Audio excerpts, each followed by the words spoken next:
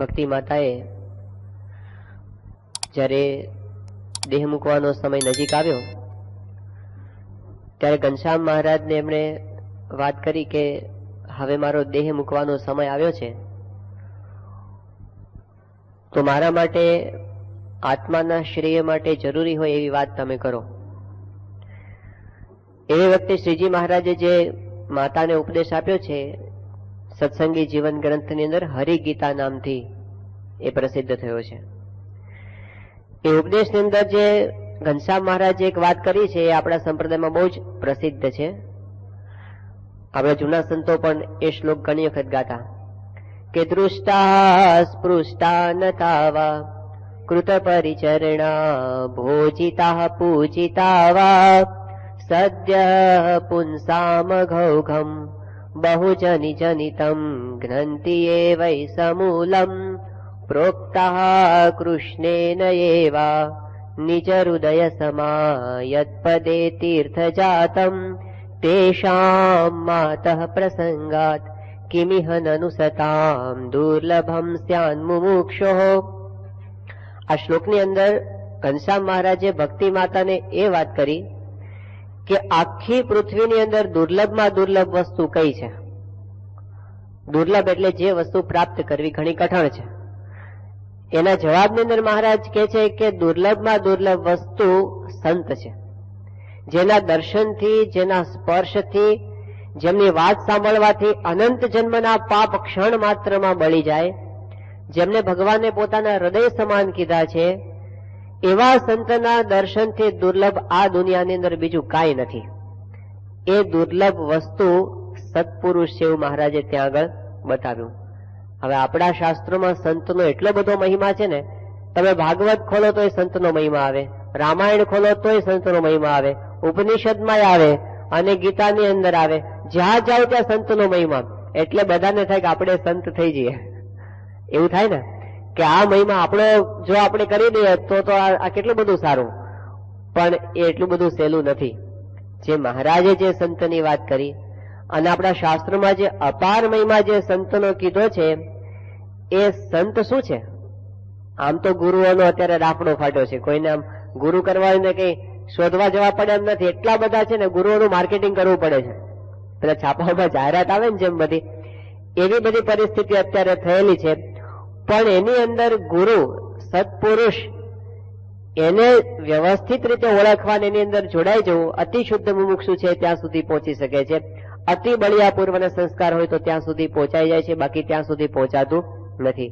કારણ કે લોકોને શું છે અત્યારે, કેવા ગુરુ જોઈએ છે કે પહેલી વસ્તુ તો એ છે કંઈક પરચા બતાવતા હોય ને તો એવા જોઈએ છે. હવે આપણા બધા જ શાસ્ત્રો તમે વાંચી જુઓ, કોઈ જગ્યાએ સંતના લક્ષણમાં એકેય જગ્યાએ એવું લખ્યું નથી કે પરચા બતાવે ને સંત કહેવાય. પણ ખબર નહીં કેમ આપણે ત્યાં એનો બહુ જ ક્રેઝ છે. અને હવે આટલું બધું લોકો બહુ પરચાનું કહેતા હોય એટલે ગુરુઓને પણ થાય કે આપણે થોડા ઉભા કરીએ પરચા, એવી ઈચ્છા એને પણ થઈ જાય. અને પછી એની અંદરથી ઘણા પ્રકારના દૂષણો આવતા હોય છે.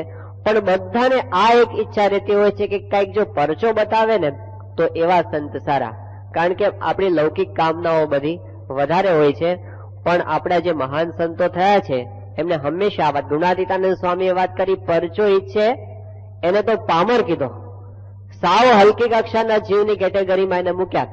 અને પરચો માગે એ ભક્ત નહીં ને પરચો બતાવે ભગવાન નહીં, ત્યાં સુધીની વાત કરી દીધી. એટલે પરચાને પ્રાધાન્ય આધ્યાત્મિક માર્ગમાં નથી, એ વાતની જેટલી સ્પષ્ટતા થાય ને એટલા આપણે ગુરુને સમજી શકીએ. નહીતર આપણને પળે પળે ઈચ્છા એવી જ રહ્યા કરે કે પરચા કેમ સ્વામી બતાવતા નથી, એ કેમ બતાવતા નથી. કોઈ ડોક્ટર પાસે જાય, ધાનાણી સાહેબ પાસે આવે કોઈ દવા લેવા માટે, પછી કે શું છે કે એપેન્ડિક્સનું ઓપરેશન કરવું પડશે તમારે. તો કે બરાબર, તમે ઓપરેશન તો કરવાનો વાંધો નથી, પણ પેલા મને જવાબ આપો કે તમને હાર્મોનિયમ વગાડતા આવડે છે?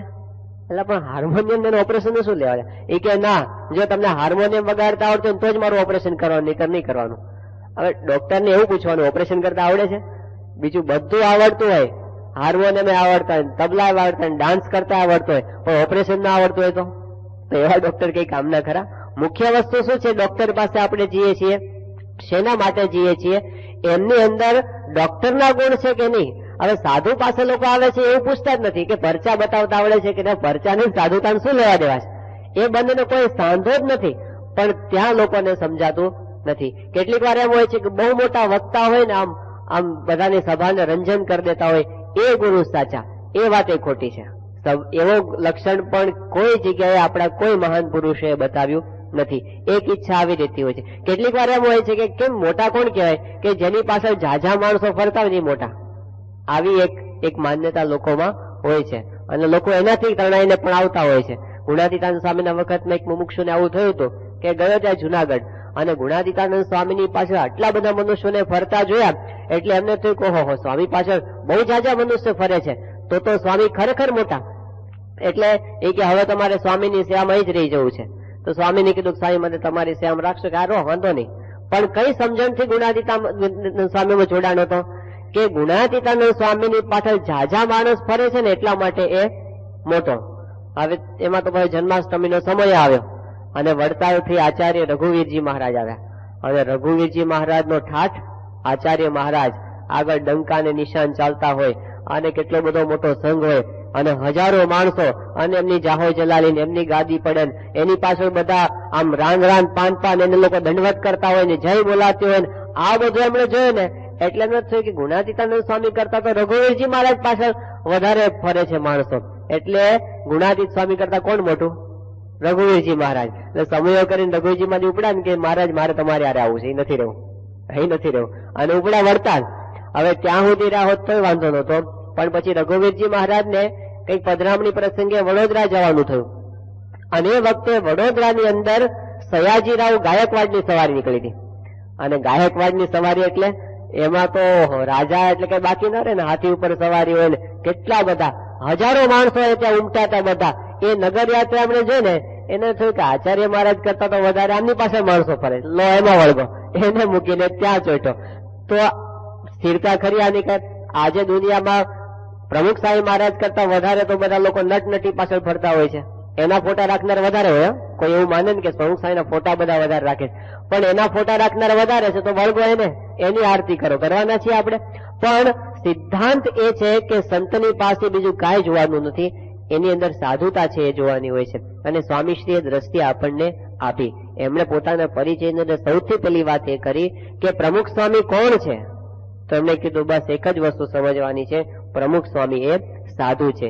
એ જો સમજાઈ જાય ને તો પછી એમને સમજવાની દ્રષ્ટિ આપણી અંદર આવે. અને એની અંદર આપણે ગઈકાલે જોયું હતું કે સ્વામીશ્રી છે એ કેવા સાધુ છે? રિયલ સાધુ, પ્યોર સાધુ, જેની અંદર આપણે કહીએ કે સાધુતા મૂર્તિમાન છે. ઘણી બધી વખત એવું હોય છે કે આપણે બધા ભગવા કપડા પહેરીએ એટલે આપણી મહત્તા વધે, પણ પ્રમુખ સ્વામી મહારાજનું એવું છે કે સ્વામીના લીધે ભગવા કપડાની મહત્તા વધે, એમના લીધે સાધુતાની ત્યાગાશ્રમની કિંમત વધે, એવા સ્વામીશ્રી છે. તો એમના વર્તનની વાત આપણે ગઈકાલે જોઈ હતી કે સ્વામીશ્રી બોલે છે એ થોડું, વર્ત્યા છે બધું વધારે.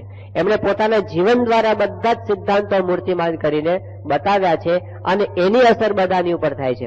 1988ની સાલમાં સ્વામીશ્રી જયારે પરદેશથી પાછા આવ્યા અને એ વખતે મુંબઈની અંદર સ્વાગત સભા રાખવામાં આવી હતી અને સ્વાગત સભામાં બહારના મહાનુભાવો પણ હતા. એમાં હરીન્દ્ર દવે આવ્યા હતા. હરીન્દ્ર દવે થોડા વર્ષો પહેલા ધામમાં ગયા, પણ ગુજરાતી સાહિત્યના બહુ જ મોટા પોતે સાહિત્યકાર કહેવાય. અને એમણે સભાની અંદર પ્રવચન કર્યું હતું. તો પ્રવચનમાં પોતે બોલ્યા કે સ્વામીને સંબોધીને કે પ્રવચનમાં એમણે કીધું કે સ્વામી, તમે જેમ સારી સારી વાતો કરો છો લોકોને અને સદાચારના માર્ગે વળવાનો ઉપદેશ આપો છો, એમ અમે પણ આવો ઉપદેશ તો આપીએ છીએ અને અમે લેખથી આપીએ છીએ, તમે બોલીને આપતા હશો, અમે લખીને આપીએ છીએ.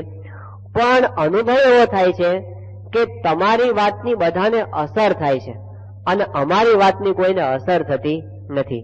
એનું શું કારણ છે? પછી એને કીધું કે સ્વામી હું જ જવાબ આપું. એમ કરીને જવાબ આપ્યો. એમણે કીધું કે આપણી પાસે બેંકમાં બેલેન્સ હોય અને પછી આપણે ચેક લખીએ લાખ રૂપિયાનો તો શું થાય? એમાંથી પૈસા નીકળે. પણ બેંકમાં બેલેન્સ ન હોય અને આપણે ચેક મોટા મોટા લખીએ શું થાય? બાઉન્સ. એમ અમારી પાસે છે ને વર્તનનું બેલેન્સ જરાય નથી, ઝીરો.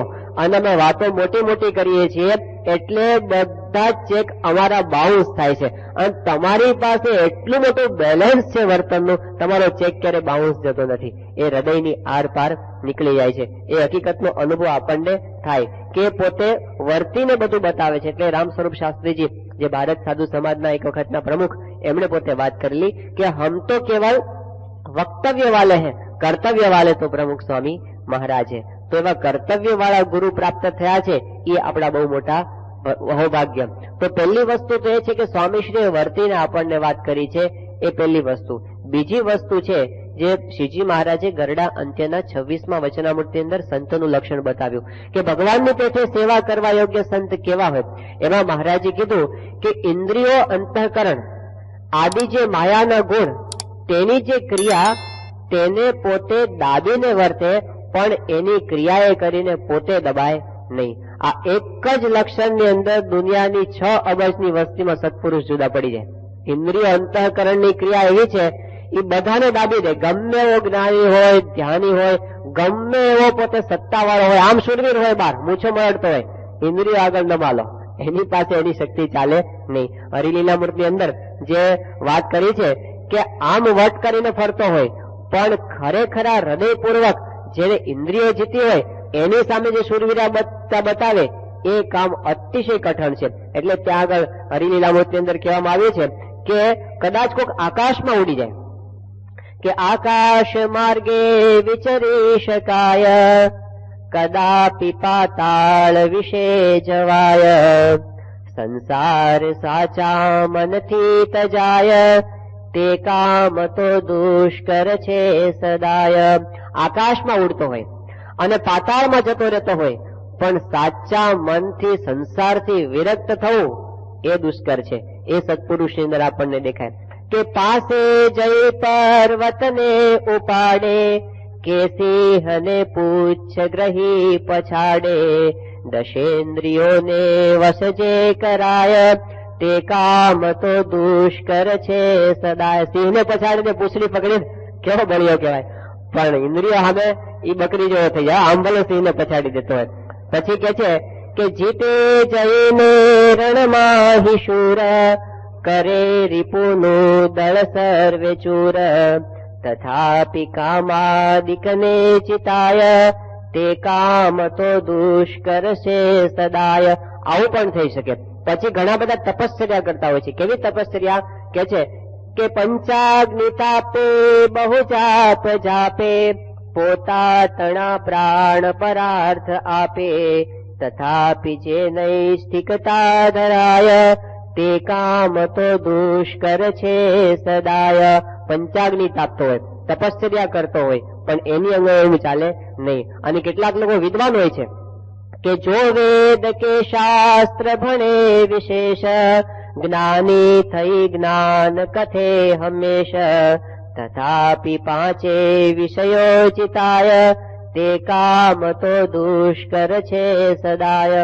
બધું ઘણું બધું થઈ શકે, પ્રવચનો પણ થઈ શકે, પુસ્તકો પણ લખી શકાય, અને લોકોને આમ પ્રભાવ પાડી શકાય સારી વાણી બોલીને, અને લોકોને વાદ વિવાદમાં હરાવી પણ શકાય. પણ સંતની મોટી વિશેષતા શું છે? એ આમાંથી કઈ ન કરતા હોય ને, ખાલી એમનું જીવન છે એ જ એમની મોટી વિશેષતા છે. એ કોઈ નથી કરી શકતું, એ પોતે કરી શકે છે. ઇન્દ્રિયોને પોતે પોતાના કંટ્રોલની અંદર રાખી શકે છે, સહેજ પણ હલી શકે નહીં એવો પાવર છે. આ એમની સૌથી મોટી શૂરવીરતા છે, એમની અંદર દેખાય. અને સ્વામીશ્રીમાં એક મોટી વિશેષતા તો શું દેખાય છે? પાછી એકદમ વિરોધાભાસ દેખાય. એ એટલા બધા ચપળ છે અને ચંચળ નથી. આ બહુ દુર્લભ છે. કેટલાક અમથા જ આઈસ મંડળ હોય, આઈસ મંડળ ખબર પડે છે ને, એને કઈ ભાન જ ઓછી પડતી હોય, એ બહુ એનું હાવ ઓછું ભેજું જ ઓછું ચાલતું હોય. પણ સ્વામીને એવું નથી. એટલા એક્ટિવ છે, એટલા શાર્પ છે, એટલા બુદ્ધિમાન છે, અને છતાં પણ, અને બુદ્ધિની સાથે છે ને કપટ ભેગું આવતું હોય છે. બુદ્ધિશાળી હોય ને એને શું હોય કે હું આને જોયું કેવું બાટલી પૂરી દીધો, એને એનો આનંદ હોય છે, કે આને કેવો આમ ક્ષેત્ર, એને એનો આનંદ હોય છે. સ્વામી અત્યંત બુદ્ધિશાળી અને છતાં અત્યંત નિર્મળ. એની પાસે તમે જાઓ ને, કપટ આટલું નહીં, એટલા ભોળા દેખાય. યોગીજી મહારાજની જે સાધુતાનો અનુભવ થતો હતો બધાને, કે નિર્દોષ, એવી નિર્દોષતાનો અનુભવ સ્વામીશ્રી પાસે થાય. તો આ બે વિરોધાભાસ એમની અંદર દેખાય.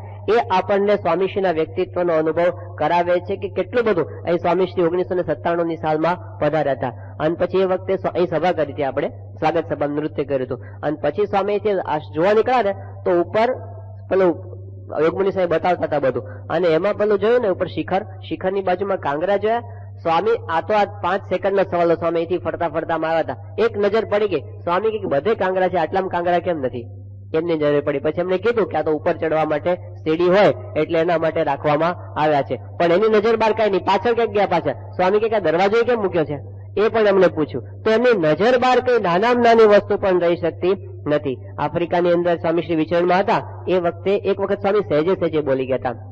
સંતો પગ દબાવતા હતા એ વખતે સ્વામી કે 1,00,000 માણસનો સમય હોય અને 6 મહિના અગાઉથી એની બધી તૈયારીઓ ચાલતી હોય અને અગાઉથી મને પત્ર દ્વારા પણ કોઈ જ જાણ કરવામાં ન આવી હોય અને સમયના 1 કલાક પહેલા હું એ સ્થાન પર જઈને ઉભો રહું અને એક જ નજર ફેરવી લઉં તો શાસ્ત્રીજી મહારાજની કૃપાથી એ એક નજરમાં મને ખબર પડી જાય કે ક્યાં કેટલી વ્યવસ્થા છે અને ક્યાં કેટલી અવ્યવસ્થા છે, ક્યાં કેટલો ખોટો ખર્ચો કરવામાં આવ્યો છે અને ક્યાં કેટલી ખોટી કરકસર કરવામાં આવી છે. આ બધી મને એક નજરમાં ખબર પડી જાય. તો આપણને દેખાય છે એમની શાર્પનેસ એક નજરમાં બધું પામી જાય. તો સ્વામી શ્રી 1993ની સાલમાં ત્યાં સારંગપુરની અંદર હતા અને એ વખતે સ્મૃતિ મંદિરથી સ્વામી પાછા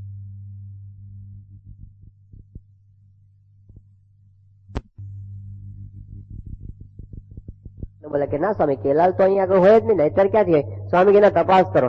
તે તપાસ કરતા કરતા કેલાલ હતા સારંગપુરમાં જ હતા પણ સ્વામીની નજર પડી ગઈ તે બીજા કોઈની નજર એના પર પડી નથી. તો એટલી બધી સ્વામીશ્રીની દ્રષ્ટિ ચપળ છે. એક નજરમાં બધાને સ્વામીશ્રીની ખબર પડી. 2001ની સાલમાં સારંગપુર હતા ને એ વખતે શું થયું હતું કે આખો ઇતિહાસ સારંગપુરનો સ્વામીશ્રી પાસે રજૂ કરતા હતા. આમ સંતો રજૂઆત જુદી કરતા હોય ને એમાં છેલ્લે પછી સારંગપુર ટ્રેનિંગ સેન્ટરનો ઇતિહાસ એ રજૂ થતો હતો. એટલે સવારના નાસ્તા વખતે જ્ઞાનેશ્વર સ્વામીએ સારંગપુર ટ્રેનિંગ સેન્ટર કેવી રીતે શરૂ થયું અને કેવી રીતે એનો વિકાસ થયો એ બધું પોતે સ્વામી પાસે રજૂ કરતા હતા. એ દરમિયાન પછી સ્વામી વાત કરી જ્ઞાનેશ્વર સ્વામીએ કે ડોક્ટર સ્વામીએ જયારે 1981ની સાલમાં આ બધું સાધક તાલીમ કેન્દ્ર શરૂ થયું ને એ વખતે ડોક્ટર સ્વામીએ બધો ડ્રેસ કર્યો, આપણે કેવો ડ્રેસ રાખો સાધકનો, એટલે પછી એ વખતે ધોતીઓ ને જબ્બો નક્કી થયો. પણ ડોક્ટર સ્વામીને એક ઈચ્છા એવી હતી કે બધા સાધકોને ટોપી પહેરાવી, ટોપી પેલી સફેદ હોય છે ને એવી. એટલે બધા એ વખતે પાસ પણ થઈ ગયું હતું પણ પછી કોઈક સંજોગો લીધે પછી આગળ વાત ચાલી નહીં. હવે આ વાત તો સવારે પૂરી થઈ ગઈ નાસ્તામાં. પછી એના ઉપર સ્વામીને બધા બહુ હસ્યા હતા.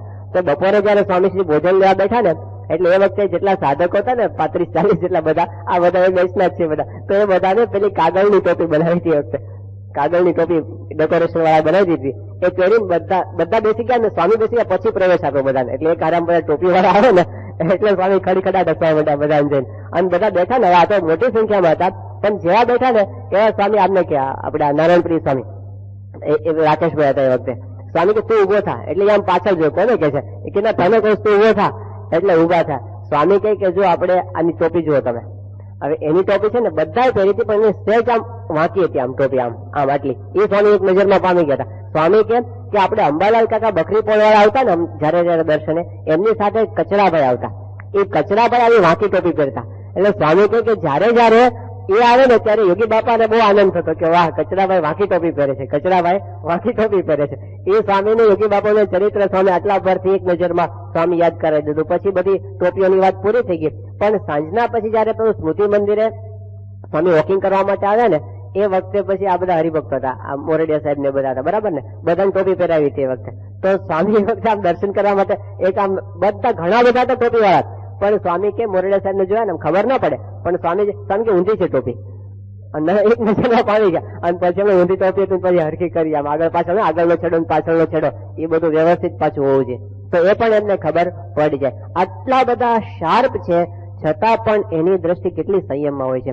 હમણાં સ્વામી ગયા વર્ષે 2005ની સાલમાં જાન્યુઆરીમાં ત્યાં મહારાષ્ટ્રમાં પૂનામાં ગયા હતા અને પૂનામાં અજમેરા પરિવાર છે એમને ત્યાં સ્વામીશ્રીનો ઉતારો હતો. હવે એ દરમિયાન કેવું થયું સ્વામીશ્રી જે હોલમાં ભોજન લેતા હતા એ ભોજન હોલ થોડો નાનો હતો અને એની પાછળ ગેલેરી હતી. તો ગેલેરીની અંદર બધો મહિલા વર્ગ ઉભો ઉભો દર્શન કરે. સ્વામીશ્રી ભોજન કરતા ને તેના ઘરમાં જ હતું એટલે પછી તો સ્વામીશ્રીને ખબર તો પડી જાય કે મહિલાઓ ઉભા છે. તો ઉકાળો લેતા ને સ્વામી સવારના નાસ્તામાં પછી વચ્ચે ગોળીઓ લેવાની આવે છે અને ગોળીઓ લેવામાં સ્વામીશ્રીને ખબર છે બહુ ગોળીઓ લેવી બહુ જ કઠણ પડે છે એમને. તો ગોળીઓ લેવી તો ઉપર આમ જોવે છે. તો સ્વામી એ દિવસે ઉપર ના જોયું, એમણે ગોળીઓ લીધી. એટલો દાખલો કરીને હવે કેટલું અઘરું પડે એમને ગોળીઓ લઈએ. 98ની સાલમાં સ્વામી ત્યાં વેસ્ટ સ્ટેશનમાં હતા ને તો પેલી મોટી ગોળી આવી આટલી મોટી. તો સ્વામી કે બહુ મોટી છે આ નહીં જાય એટલે પછી એકની 2 ગોળી કરી. બીજી 2 કરી ને તો પણ ટ્રાય કરી સ્વામી મૂકીને પણ ગઈ નહીં અંદર. સ્વામી કે આ નહીં જાય એકની. પછી 2 ની 4 કરી, 4 ની 8 કરી. 8 કર્યા પછી સ્વામી છે ને હાથમાં ગોળી આમ જોયા કરે, હાથમાં ગોળી. પછી કે સ્વામી કે સંતો, આ બધું સિરિયસલી ચાલતું, હસવાનું નતું ચાલતું, બધું ગંભીરતાથી. સ્વામી કે સંતો બધા ધૂન કરો, આ ગોળી ગળાઈ જાય. એટલે ધૂન ચાલુ કરી સ્વામી, સ્વામિનારાયણ સ્વામિનારાયણ સ્વામિનારાયણ. પછી એક 8 ટુકડા જયારે નિરાતે પૂરા થયા ને એ વખતે સ્વામી સહજાનંદ સ્વામી મહારાજની જય બોલાવી. માંડ સ્વામીને ગોળીઓ કરવી બહુ કઠણ પડે છે, એટલે બધી મોટા ભાગની તો ઉગાડી જ દે સ્વામી મોઢાની અંદર, અને ઊંચું જોઈને સ્વામી પીતા હોય. પણ એ વખતે સ્વામી ઉપર ધરાર ના જોયું, ધરાર નહીં. કેટલી દ્રષ્ટિ સંયમની અંદર એમની છે કે ક્યાં જોવું ને ક્યાં ન જોવું એની અંદર પોતે ક્યારેય ચૂક પડવા દેતા નથી. તો દરેક બાબતમાં, અને સ્વામીને પછી દરેક ક્ષેત્રમાં ખબર પડે, સ્વાદની અંદર ખબર પડે કોને સારો સ્વાદ કહેવાય, કોને બરાબર ન કહેવાય. અમદાવાદની અંદર સ્વામી શ્રી બિરાજમાન હતા, અને એ વખતે થાળમાં મેસુ બાળ્યો હતો ઠાકોરજીના થાળમાં. અને પછી સ્વામી તો આપણને ખબર છે ચપટી જેટલો સ્વામી લેતા હોય છે, એટલે લીધો સ્વામી. અને પછી સ્વામી કે આમાં કઈક ફેરફાર છે મેસૂબની અંદર. એટલે પછી જેટલા રસોડા વિભાગના નિષ્ણાંત હતા ને બધાને સ્વામીએ થોડો થોડો ચખાડ્યો. બ્રહ્મતીર્થ સ્વામીને આપે, તમે ખાઓ. એને ખાધો કે શું લાગે છે? એ કે આ કઈક ફેરફાર છે. પછી શું છે કે ખબર પડતી, શું ફેરફાર છે ખબર ન પડી. ઘનશ્યામ પ્રસાદ સ્વામીને આપે, એમણે ખાધો. બીજા 2 જણને આપ્યો, બધાએ ખાધું. બધા કે હા કઈક ફેર છે, પણ શું છે ખબર પડતી નથી. સ્વામી કે ઘી બળેલું છે, એમને ખબર પડી, બીજા કોઈને ખબર પડી નહીં. તો બધા જ ક્ષેત્રમાં એને પાછી ખબર પડે, પણ છતાંય સ્વામીશ્રીનો સ્વાદ પર સંયમ કેટલો. આમ થાળની અંદર બધી જાત જાતની વાનગીઓ સ્વામીશ્રી પાસે ઉભી. સ્વામી એકવાર કેપી સ્વામીને કાગળમાં લખ્યું હતું, કૃષ્ણપ્રિય સ્વામીને સ્વામીશ્રી કાગળમાં લખ્યું હતું કે ઠાકોરજીના થાળમાં ઘણા બધા પ્રકારની વાનગીઓ આવે છે, પણ શાસ્ત્રીજી મહારાજની કૃપાથી મારું મન એકેયમાં જતું નથી. આ એમની સ્થિતિ છે કે એમને પોતાને ક્યારે આમ એકદમ આમ આસક્ત થઈ ગયા હોય, વધારે ખાઈ લીધું હોય, અત્યંત સંયમ. સંયમ એટલે જેની આમ પરાકાષ્ઠા કહી શકીએ, એક કક્ષાનો સંયમ સ્વામીશ્રીની અંદર આપણને જોઈ દેખાય છે. અને એમાં જે અમુક આઈટમો તો સ્વામી જે રીતે જમતા હોય છે ને, આ પૃથ્વીના પટ પર કોઈ એ રીતે નહીં ખાતું હોય. સ્વામી જે રીતે રસ જમે છે ને, દર્શન કરજો બરાબર.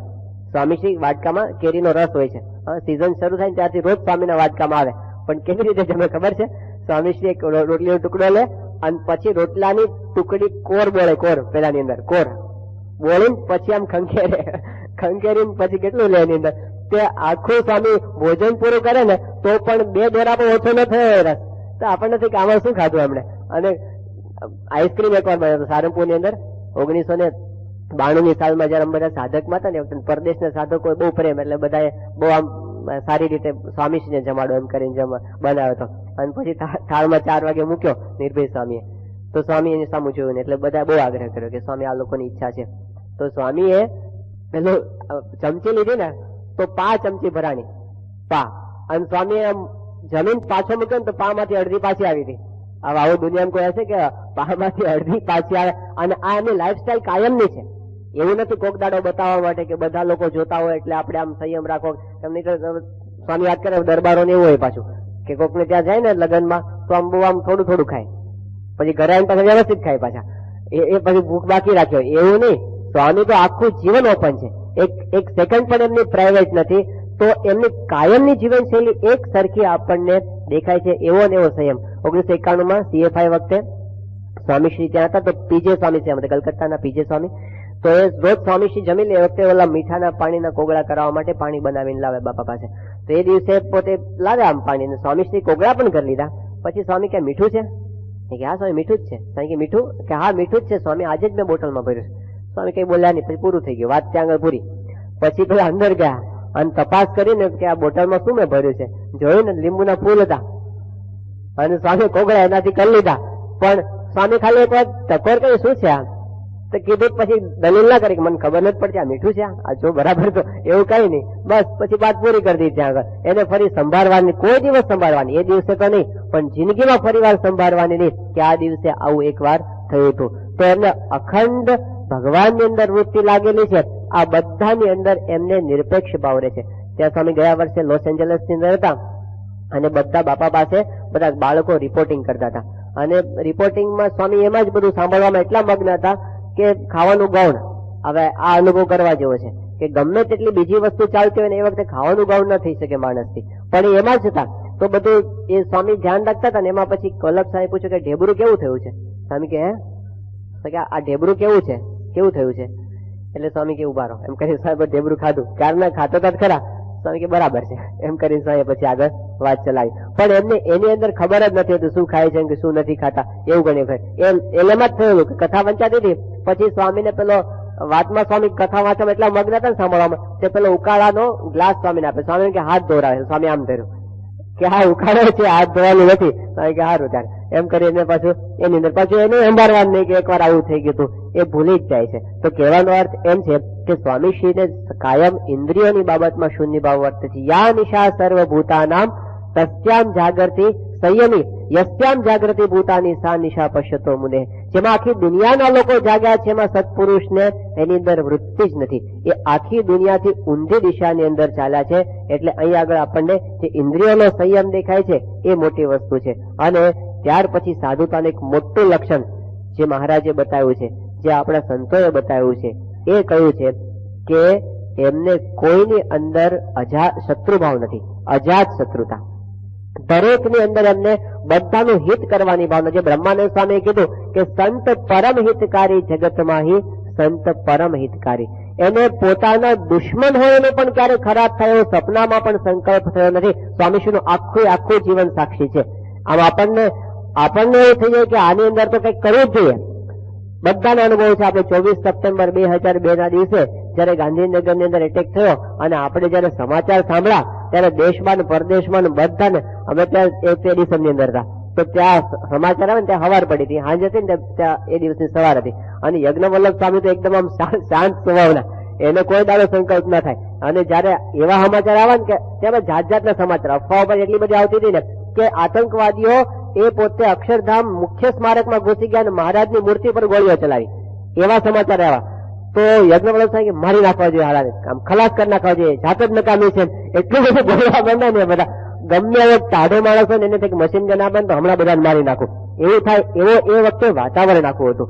પણ એની અંદર પણ સ્વામીશ્રી અત્યંત સ્થિર હતા. પણ જયારે ત્યાં ગયા અક્ષરધામ સ્મારક સ્વામી આખું જોયું જયારે, અને એ વખતે બતાવ્યું સ્વામીને કે બાપા આ જગ્યાએ પેલા આતંકવાદીઓને મારી નાખવામાં આવે, તેને ઠાર કર્યા હતા. અને સ્વામી એ જગ્યાએ પુષ્પો છાંટ્યા, પાણી છાંટ્યું અને સ્વામીએ પ્રાર્થના શું કરી કે ભગવાન એને સદગતિ આપે. આ થાય. આપણે તો કહીએ કે એવા નરકમાં જાય ને કોઈ દાડો બહાર જ ના નીકળે, 1000 જન્મ સુધી નરકમાં પડે, એવા જ સંકલ્પો આપણને થાય. પણ સ્વામીશ્રીને કોઈ દિવસ ગમે તેવો વિરોધી હોય નહીં, પણ એનું ક્યારે અહિત થાય સપનામાં પણ એમ સંકલ્પ થયો નથી. ઘણી વખત સ્વામી પાસે જાતના લોકો આવતા હોય છે. આણંદમાં સ્વામીશ્રી હતા અને એ વખતે જૂના મંદિરના 2 સાધુ આવ્યા બાપા પાસે અને આવીને પછી તો એને ઉતારો કરવાનો, સ્વામીશ્રી ઉતારો કરાવ્યો, એની સરભરા કરાવી. પછી સ્વામીશ્રીને મળવા માટે જયારે આવ્યા ને ત્યારે એમણે વાત કરી કે સ્વામી અમારી પાસે અજેન્દ્ર પ્રસાદજી આચાર્યની 2 કેસેટો છે.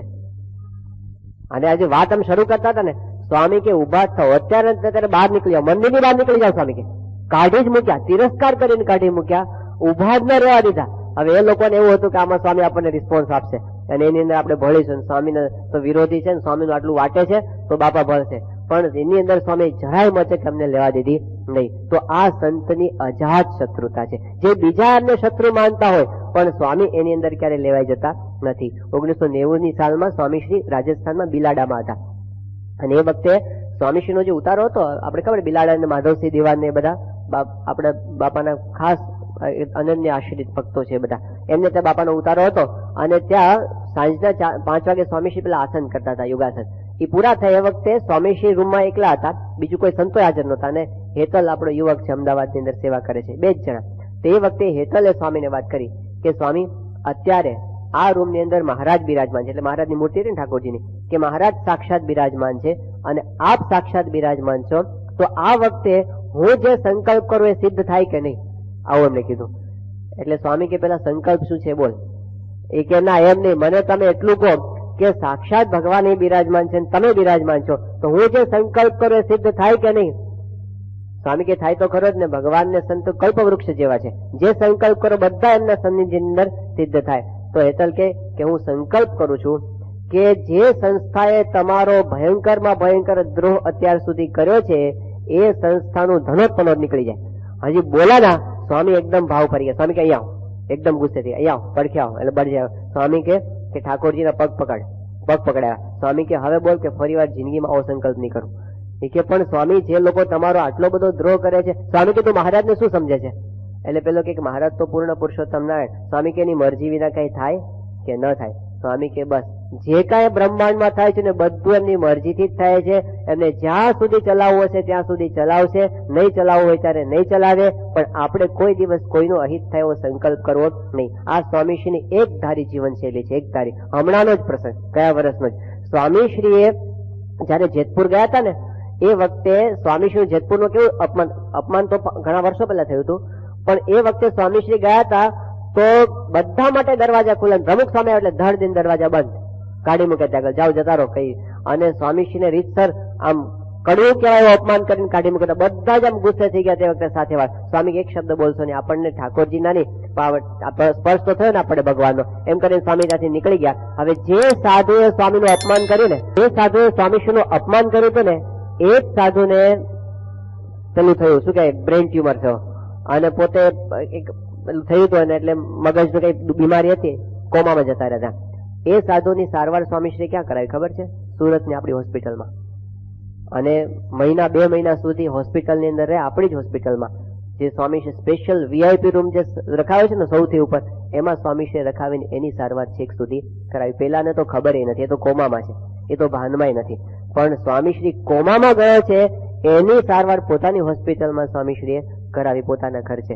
તો આ સંતની દયાળુપણાનો ગુણ છે કે એમને ક્યારેય કોઈનું અહિત થાય એવો વિચાર જિંદગીમાં પણ ક્યારેય આવતો નથી. તો નિર્મત્સર સંત છે એ જ ભાગવત ધર્મના અધિકારી છે, એવો શ્રીજી મહારાજનો સિદ્ધાંત છે. બાકી મોટા કહેવાતો હોય ગમે તેટલા. યોગી બાપાના વખતની આપણને ખબર છે, આફ્રિકાની અંદર એક બહુ જ મોટા વિદ્વાન સંત એ ગયા હતા, સ્વામિનારાયણ સંપ્રદાયના સંત.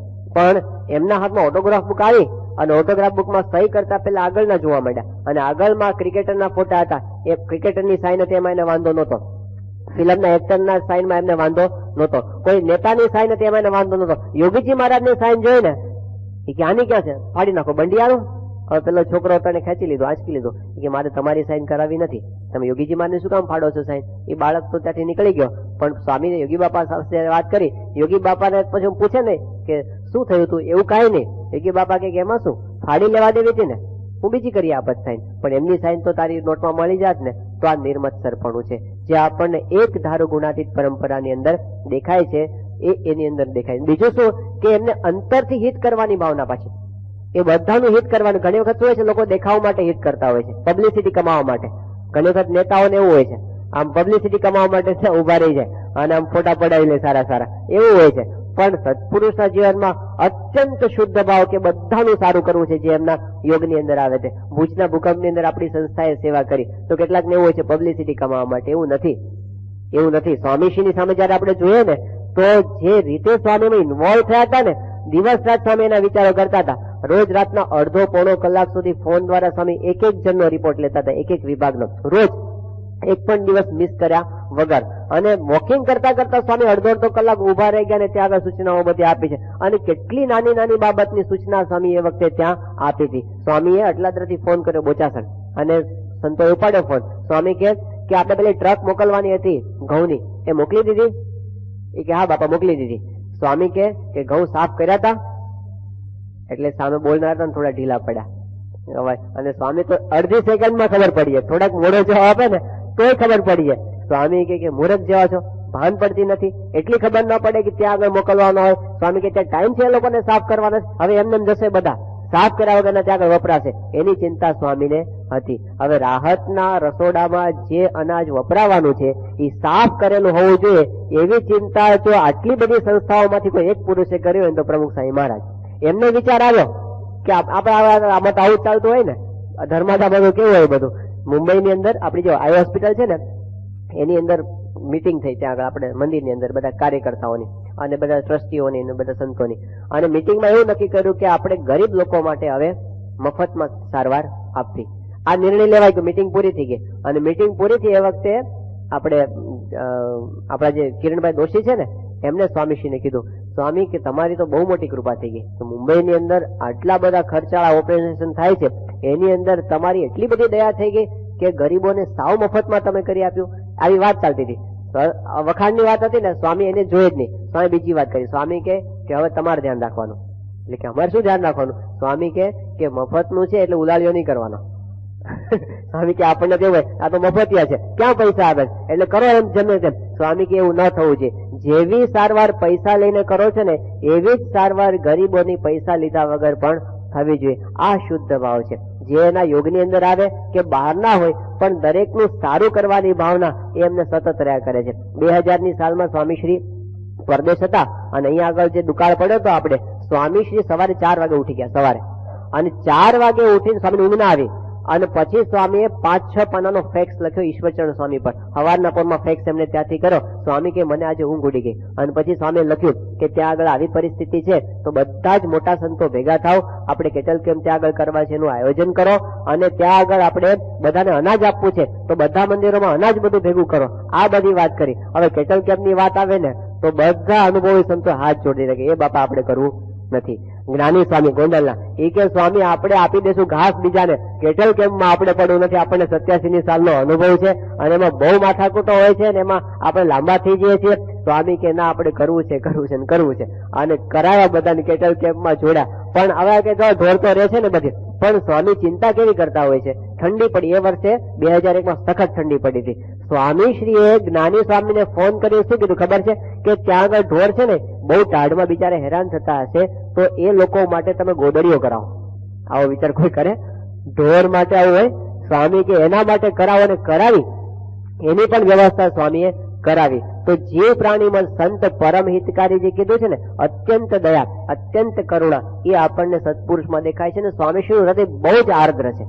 એટલું બધું આપણને આમ કડક લાગે. અમુક જે નજીક આવ્યા હશે એને અનુભવ કર્યો હશે, જયારે વ્યવસ્થામાં કંઈક આઘું પાછું થાય અને જયારે આમ કોઈ કામ બરાબર વ્યવસ્થિત ન હોય સ્વામી અકળાઈ જાય છે અને એમ ખખડાવી નાખે, એ વખતે આપણને સ્વામી બહુ આકરા લાગે. પણ એમનું હૃદય એટલું બધું કોમળ છે ને, આમ સહેજ વાતની અંદર સ્વામી પોતે ઢીલા થઈ જાય, નાની વાતની અંદર.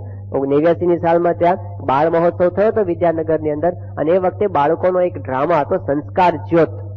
એમાં 2 ગરીબ બાળકોની વાત આવતી હતી કે મા બાપ નથી એ લોકોના અને એ લોકો ભિખારી થઈને ફરે છે, અને કરુણ આખું દ્રશ્ય હતું. પણ એ દ્રશ્ય જોતા બધા જોતા હતા, પણ સ્વામી તો રીતસર એમની આંખમાં જળજળી આવી ગયા એ જોતા જોતા. હવે ખબર છે કે આ તો નાટક છે, આમાં કાંઈ સાચું નથી, પણ એમનાથી રહેવાય નહીં. સારંગપુરની અંદર એક વખત સંતોએ પેલું બધું સંવાદ રજૂ કર્યો હતો. બાપુ જમતા હોય ને ત્યારે શાસ્ત્રીજી મહારાજનો આખો ડ્રામા છે ને, પેલો શું યજ્ઞ પુરુષ સુખકારી, અને અમારે બલ્લુ સ્વામી છે આપણે વિશુદ્ધ સ્વામી, એના આયોજક બધા, એ ડાયરેક્ટર. અને પછી એ બધા ગીતો સ્વામી પાસે રજૂ થતા હોય. એની અંદર પેલું દ્રશ્ય આવ્યું કે શાસ્ત્રીજી મહારાજના સંતો ગામડે ગામડે ભિક્ષા માંગતા ફરે છે, ગામે ગામે વિચરે સંતો કઠિન કરતા સાધના. એ આખું દ્રશ્ય હતું. એટલે બધા દુગલા હુકલકડા હોય ને બધા એવા સાધુ ભેગા કર્યા હતા એમણે, અને બધાને પેલી જોડીઓ નખાવી હતી ખભે, અને માથે પેલી શાસ્ત્રી મહારાજ જેવી જૂની પેલી પાઘડી બંધાવી હતી, અને પછી બધાને ફરવાનું આમ. ત્યાં સ્વામી આટલામાં જ સ્વામી જમતા હોય ત્યાં હાથમાં જોડી ફરવાનું આમ. એટલે સ્વામી તો આ દ્રશ્ય જોયું, સ્વામી એકદમ એ વખતના વાતાવરણમાં આવી ગયા, એ વખતના વાતાવરણમાં. અને પછી એની અંદર બધા સંતોને પેલું પંક્તિ આવે ને કે વાસણ નહીં તો ઘાસ લેટના ડબ્બામાં રાંધે, એવું ખીચડી રાંધે, એવું કઈક આવી પંક્તિ. એટલે પછી આમ બધા લાઈનમાં બેસી જાય, અને પછી બધા પથ્થર ખોલે, અને પછી પથ્થરમાં એક જણ પેલો તૂટેલો ફૂટેલો ઘાસલેટનો ડબ્બો લઈને આવે, અને પછી આમ પીરસ થાય. પીરસવાનું કઈ હતું જ નહીં, ખાલી ખાલી જ હતું. અને સ્વામી આ જોયું ને પછી સ્વામીથી રહેવાનું નહીં, એકદમ સ્વામી બધાને બોલાય આવો. આવા નાટક જ હતું છતાં સ્વામી કે આવો અહીંયા. સ્વામી કે સંતો ભૂખ્યા રહે ને તો થાળમાંથી જલેબીઓ બધાને આપી સ્વામી. એટલે એમને આ તો હાવ દ્રશ્ય જ આમ. મુંબઈની અંદર એક વખત એવું થયું હતું કે સંતો બધા ત્યાં અગાસી ઉપર બેઠા હતા બધા, અને હિંચકા ઉપર બેસીને બધી સ્વામી એ વખતે ઉપર જઈને બધી ગોષ્ઠી બધું ચાલતું, અને એમાં એકદમ ચેતન સ્વામી એક્શન શરૂ કરી, એક્ટિંગ, તે રડવાની એક્ટિંગ. અને ચેતન સ્વામી ઓળખો છો, ગાંધીનગર છે અત્યારે, એક્ટિંગમાં બહુ જ પાવરદાર છે. હવે તો ખોટું રડતા હતા, આવ ખોટું એક્ટિંગ જ કરતા હતા. પણ એ રડતા હતા ને એની સ્વામીને એટલી બધી અસર થઈ ગઈ તો સ્વામી એકદમ ઢીલા પડી ગયા, અને રીતસર આંખમાં આંસુ આવી ગયા, રડવું આવી ગયું સ્વામીને. અને ઉભા થઈને સ્વામી કઈ હસવાની વાત ચાલતી ને એકદમ સૂનમૂન થઈ ગયા સ્વામી, અને એક સાથોના હાથ પકડીને સ્વામી નીચે આવી ગયા, રૂમમાં બેસી ગયા, બોલે નહીં, ચાલે નહીં. એટલે જ્ઞાનપ્રિય સ્વામી પાસે ગયા કે બાપા કેમ તમે આમ એકદમ? સ્વામી કે આ ચેતન રડ્યો ને એટલે મને આવું થઈ ગયું. ભાઈ ખોટું રડે છે, એ ક્યાં સાચું છે? આ તો નાટક કર્યું તો તમારી પાસે, પણ કોક ખોટું હોય ને તો એમનાથી જોઈ શકાતું નથી. આટલું એમનું હૃદય કોમળ છે. તો સંતની વિશેષતા આ છે, એની અંદર આર્દ્રતા છે, એ આપણને બાપાની અંદર દેખાય છે. અંતરથી બધાનું હિત કરવાની ભાવના એ આપણને એની અંદર દેખાય છે. ગયા વર્ષે સ્વામીશ્રી સારંગપુરની અંદર હતા 3 એપ્રિલ 2005ની અંદર, અને એ વખતે બાપા રૂમની અંદર હતા ને એ વખતે જ્ઞાનેશ્વર સ્વામી બાપા પાસે આવીને કીધું કે સ્વામી બારે એક જુનાગઢથી એક ભાઈ એમના દીકરાને લઈને આવ્યા છે અને એને હોફકિન્સ નામનું કેન્સર થયું છે અને એ બાળક આમ નાનો છે 7-8 વર્ષનો છે પણ એમને શરીરે ઘણી બધી ગાંઠો થઈ ગઈ છે, લગભગ 1000 જેટલી ગાંઠો આખા શરીર પર થઈ ગઈ છે, એટલું બધું ઝીણી ઝીણી ગાંઠો, અને એને આશીર્વાદ લેવા છે. તો સ્વામી કે લઈ આવો નહીં આગળ. એટલે સંતોની ઈચ્છા એવી હતી કે અંદર ન લાવો, એ કે બાપાના પુષ્પો તમે આપી દો, આપણે પુષ્પો લઈને એને છાંટી દઈએ ત્યાં આગળ એના ઉપર. સ્વામી કે ના પણ અહીં લઈ આવો એને, એમાં શું છે?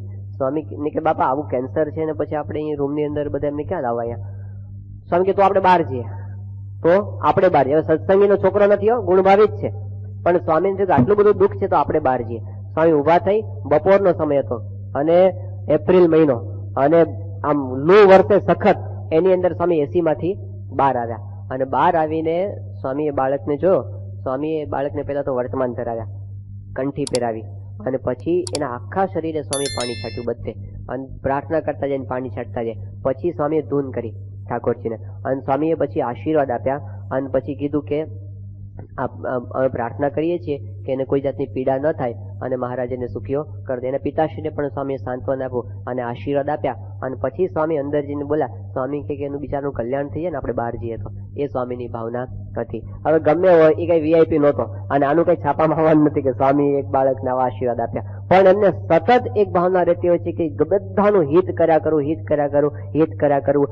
આ સંતનો બહુ જ મોટો ગુણ છે, એ આપણને પ્રત્યક્ષપણે સ્વામીશ્રીની અંદર દેખાય છે. અને ત્યાર પછી એક મોટી વસ્તુ આપણને સંતની અંદર દેખાય, ત્રીજો ગુણ એ કયો છે કે સ્થિત પ્રજ્ઞતા. ગમે એવા વાવાઝોડા આવે ને એની અંદર એમનું અંતર ક્યારેય એની અંદર ફેરફાર થાય નહીં. મધ્ય પ્રકરણના 23મા વચનામૃતની અંદર શ્રીજી મહારાજે એક વાત કરી છે કે ભાગવત, પરમ ભાગવત સંત કોને જાણવા? તો વિષયની અંદર ગમે તેટલા સારા વિષયો પ્રાપ્ત થાય, ગમે તેટલી ખરાબ સંજોગો પ્રાપ્ત થાય, આ બેની અંદર જેના અંતરની અંદર લુક કે હિમ, એનાથી રાજીપો કે કુરાજીપો ન થાય, જેનું અંતર ધગે નહીં કે ટાઢું ન થાય, એને પરમ ભાગવત સંત જાણવા. મેરું ડગે પણ આવા સંતનું મન ક્યારેય ડગતું નથી. એવા કેટલા બધા પ્રસંગો આપણે સ્વામીશ્રીના જીવનમાં જોયા. મુશ્કેલીઓ આવે ને, આમ સાધારણપણે કેવું હોય છે, આપણને દુઃખના પ્રસંગો આવે એટલે એ બધા આપણને કાયમ માટે દુઃખદાયક જ હોય છે, પણ સ્વામીશ્રીના જીવનમાં જેટલા દુઃખના પ્રસંગો આવ્યા છે ને એ બધાની ગાથાઓ કહેવાય છે. 74ની સાલમાં સ્વામીશ્રીનું ભયંકર અપમાન થઈ ગયું, દુઃખનો પ્રસંગ કહેવાય કે નહીં? પણ એની ગાથાઓ ગવાય છે. એની કથા કેટલી વખત આપણે સાંભળી લીધી છે કે સ્વામીશ્રીના અપમાનની અંદર પણ એમનું જે વ્યક્તિત્વ બહાર આવ્યું ને, સ્વામીશ્રીની જે સ્થિતપ્રજ્ઞતા બહાર આવી, એની મહત્તા છે. દુઃખ તો આપણા જીવનમાં આવે છે પણ એ કઈ રીતે વર્તે છે અને એમાં એની મહત્તા બહાર. બાકી એ ધારે તો આવું કરી શકે, જેમ હેરોની જમીનનો કેસ હારી ગયા 1986 ની અંદર, અને એ તો આમ આપણે જયારે વિચારીએ ને ત્યારે રૂવાડા ઉભા થઈ જાય પ્રસંગ છે હેરોની જમીનનો.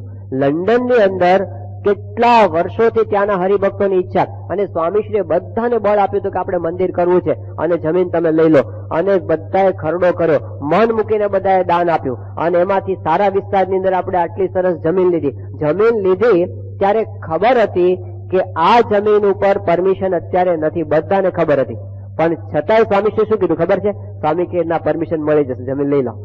આ આશીર્વાદ સ્વામી આપ્યા હતા. એટલે બધાને સ્વામી સ્ટેટસનો સવાલ થઈ ગયો કે નહીં? સ્વામીના આશીર્વાદથી હરિભક્તો બધા બળમાં વાત કરે, બાપાના આશીર્વાદ છે, આપણને પરમિશન મળી જ જશે. અને પછી આવ્યો કેસ, અને કેસ લડવાને વળતાઓ તો હરિભક્તો બધા ઘરે ઘરે ફરીને કેટલી બધી સહીઓ બધા ઉઘરાવી, હજારોની સંખ્યામાં બધી સહી ઉઘરાવી કે મંડી જ પડો સ્વામી, કે આપણે જીતી જ જવાના છીએ કેસ. એક વકીલ લોકો 1 લાખ પાઉન્ડનો વકીલ, પાઉન્ડની વાત થાય છે, રૂપિયાની વાત નથી, કે બધાને એમ જ હતું કે જીતવાના જ છીએ કેસ અને સ્વામી બાપાના આશીર્વાદ છે. બધા મંડાતા એની પાછળ. સ્વામી એટલું બધું બળ આપ્યું તો હરિભક્તો બળની અંદર હતા અને પરિણામ આવ્યું કે કેસ આપણે હારી ગયા. આ સામાન્ય પ્રસંગ છે. સ્વામીશ્રીની જગ્યાએ બીજા કોઈ હોય ને ધર્મગુરુ, આમ હાર્ટ એટેક આવી આવે ને, કારણ કે પ્રસંગ એવો હતો કે હવે મારે મોઢું શું બતાવું, હવે મારે કેવું શું આ લોકોને. અને સમાચાર આવ્યા રાતના 10, 10:30 વાગે, સ્વામીશ્રી આરામમાં જતા હતા એ વખતે. સ્વામીશ્રી કીધું એમ મહારાજની ઈચ્છા, આપણે પ્રયત્ન કરી લીધા અને હવે આપણે શું કરીએ બીજું. સ્વામી હોઈ ગયા રાત્રે, ઊંઘ આવે ખરી કે શું લોકો વિચારશે, હું હરિભક્તોને જવાબ શું આપીશ, બહારના લોકોને કેવું થશે, કેવી છાપ પડી હશે, હવે નવી જમીન, એ જમીન પડી રહી એનું કરશું શું, આવા જાતના વિચારો બધા આવ્યા કરે. સ્વામી ઘસઘસાટ ઊંઘી ગયા. લેશ માત્ર એમના અંતરની અંદર કોઈ પ્રકારનો વિક્ષેપ થયો નથી. આ એમની વિશેષતા છે. અને મોટી વિશેષતા શું છે પાછી, કે આ જમીન ભાઈ ઐશ્વર્ય ન વાપર્યું એમણે.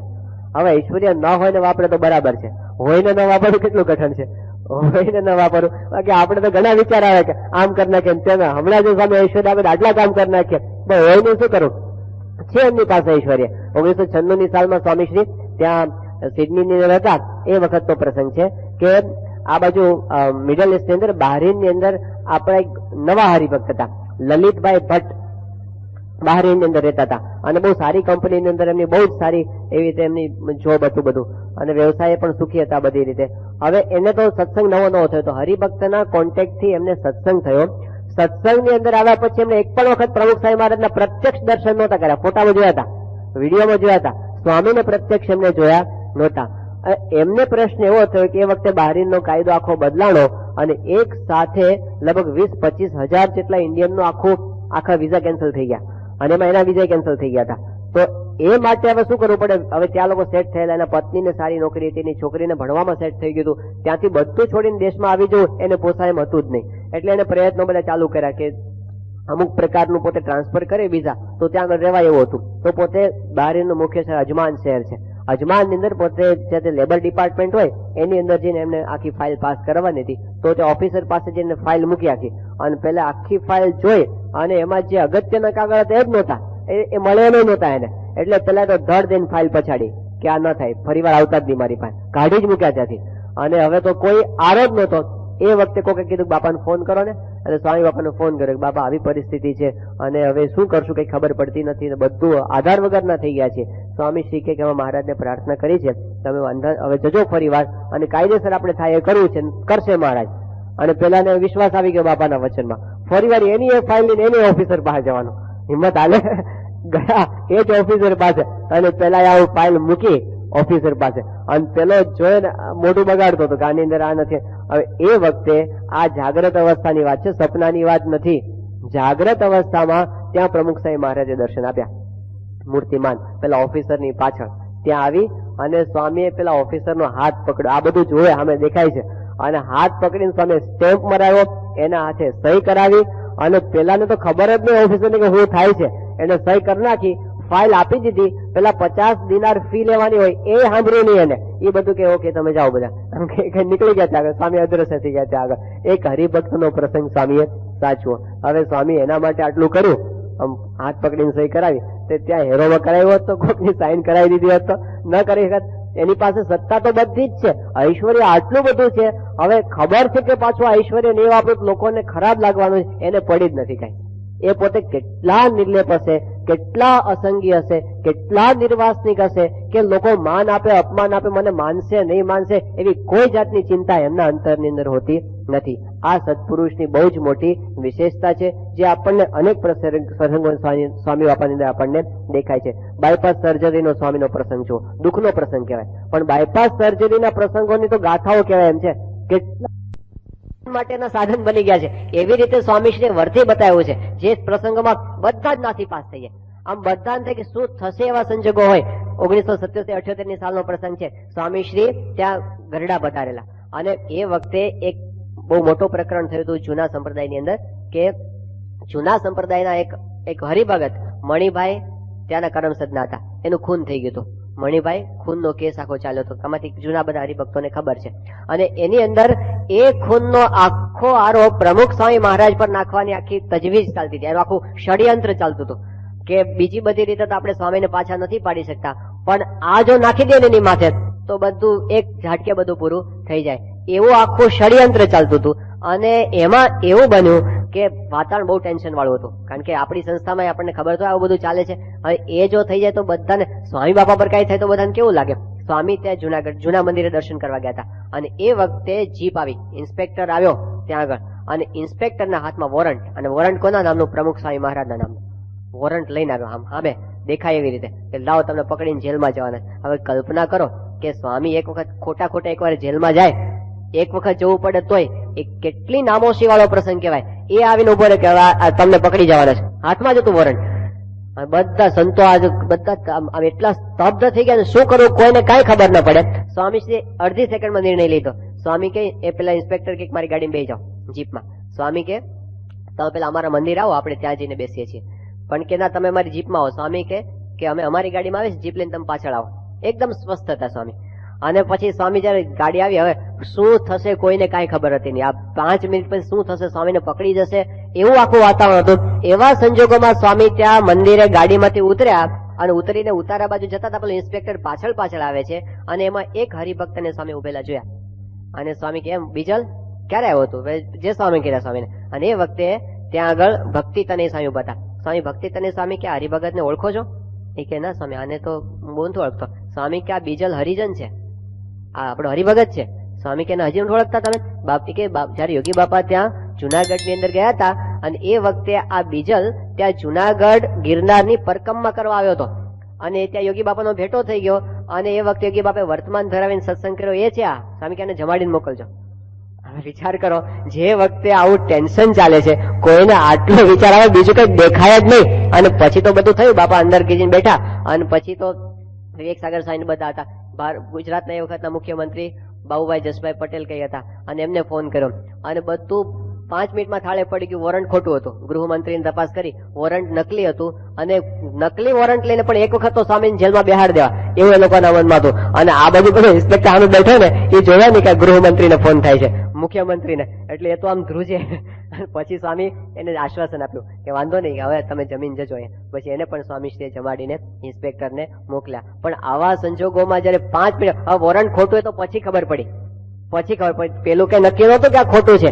એવા સંજોગોમાં કેવું ટેન્શન હોય, એમને જરાય ટેન્શન હોતું નથી. આ અપમાનના પ્રસંગોમાં, દુઃખના પ્રસંગોની અંદર આ સ્થિત પ્રજ્ઞતા અને સુખના પ્રસંગોની અંદર આમ સન્માન થવાનું. યુનોમાં જયારે સ્વામીશ્રીએ જવાનું હતું ને સભાની અંદર પ્રવચન આપવા માટે, સ્વામીશ્રી રૂમમાં બેઠા હતા અને ફોનની રાહ જોવાતી હતી. 5 મિનિટમાં જવાનું થશે, 3 મિનિટમાં જવાનું થશે, 2 મિનિટમાં જવાનું થશે, એવા ફોન ચાલતા હતા. ત્યારે સ્વામી પોતાના રૂમમાં બેઠા બેઠા શું કરતા હતા ખબર છે? એ વખતે સ્વામીશ્રીને એક છોકરાએ, એક નાનો બાળક, એને સ્વામીને યોગીજી મહારાજની બોધ કથાઓ ભેટમાં આપી હતી. આ બોધ કથા તો વાર્તાઓનું પુસ્તક છે. સ્વામી બેઠા બેઠા બોધ કથા વાંચતા હતા. હવે એમને એવું નથી કે મારે આમ, નહીતર તો જયારે આમ કોર્ટમાં જવાનું હોય અને કંઈક બોલવા જવાનું હોય, 10 મિનિટ પહેલા કેવી પરિસ્થિતિ હોય. આ અક્ષરધામની સભાની અંદર જયારે સ્વામીશ્રીને જવાનું હતું ને આમ પ્રાઇમ મિનિસ્ટર આવવાની આમ 2-4 મિનિટો ઘડાતી હતી, એ વખતે સ્વામી પોતે રૂમમાં બેઠા બેઠા પત્ર લેખન કરતા હતા. સ્વામી કે, હમણાં જઈશું આપણે, શું 10 મિનિટ છે તો આપણે થોડા પત્રો લખી લઈએ. એમને એવું હોતું જ નથી કે આટલું મોટું સભા છે ને 150 દેશમાં લોકો જોવાના છે, હજારો માણસો આવશે, પ્રાઇમ મિનિસ્ટર આવવાના, પ્રેસિડેન્ટ આવવાના છે, એવું એને જરાય એમના અંતરની અંદર હોતું નથી. આ એમની સ્થિત પ્રજ્ઞા છે, અત્યંત સ્થિર, એક સરખી એમની જીવનશૈલી. સન્માનની અંદર, અપમાનની અંદર સત્પુરુષ છે દુનિયાથી આ રીતે જુદા પડી જાય છે. અને સત્પુરુષનો શિરમોડ ગુણ, સંતનો શિરમોડ ગુણ જો હોય આ બધાની ઉપર, તો એ છે એમની અહમ શૂન્યતા. લેશ માત્ર અહંકાર એમના જીવનની અંદર ક્યારે આવવાનું થયા, બહુ જ અઘરું છે.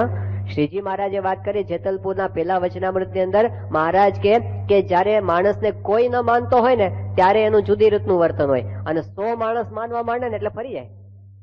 1000 માણસ માનવા પડે ને ત્યારે આખું વર્તન ફરી જાય. 1,00,000 માણસ માને ને પછી તો કે આ કોણ છે, આ આખું વ્યક્તિત્વ માણસનું આખું બદલાઈ જાય. પણ એની અંદર આમ જેની વૃત્તિ સહેજ પણ ચલાયમાન ન થાય, એ આપણા ગુરુ પ્રમુખ સાંઈ મહારાજ. એક સરખું જીવન આપણને દેખાય કે પ્રમુખ વર્ણીને દિવસે એમને વાસણ ઉટક્યા હતા, એ વખતે આમ પ્રમુખ થયા એ વખતે જે હતું ને એવી ને એવી શૈલી, એક ધારી એમના જીવન, ક્યારે લેશ માત્ર અહંકાર કોઈને એમના જીવનની અંદર દેખાતો નથી. હું આમ બતાવી દઉં, આમ બતાવી દઉં. જે મુક્તાનંદ સ્વામી કીધું છે કે સબ ગુણ પૂર્ણ પરમ વિવેકી ગુણ કો માન ના આવે. બહુ અઘરું છે. કનક તજ્યો, કાનવી તજ્યો, તજ્યો ધાતુ કો સંગ, તુલસી લઘુ ભોજન કરી જીવે માન. બધા જ સાધન થાય, ઉપવાસ થઈ જાય, બધું થાય, પણ એ વખતે કોઈક વખાણ કરનાર જોઈએ. બસ પૂરું થઈ ગયું.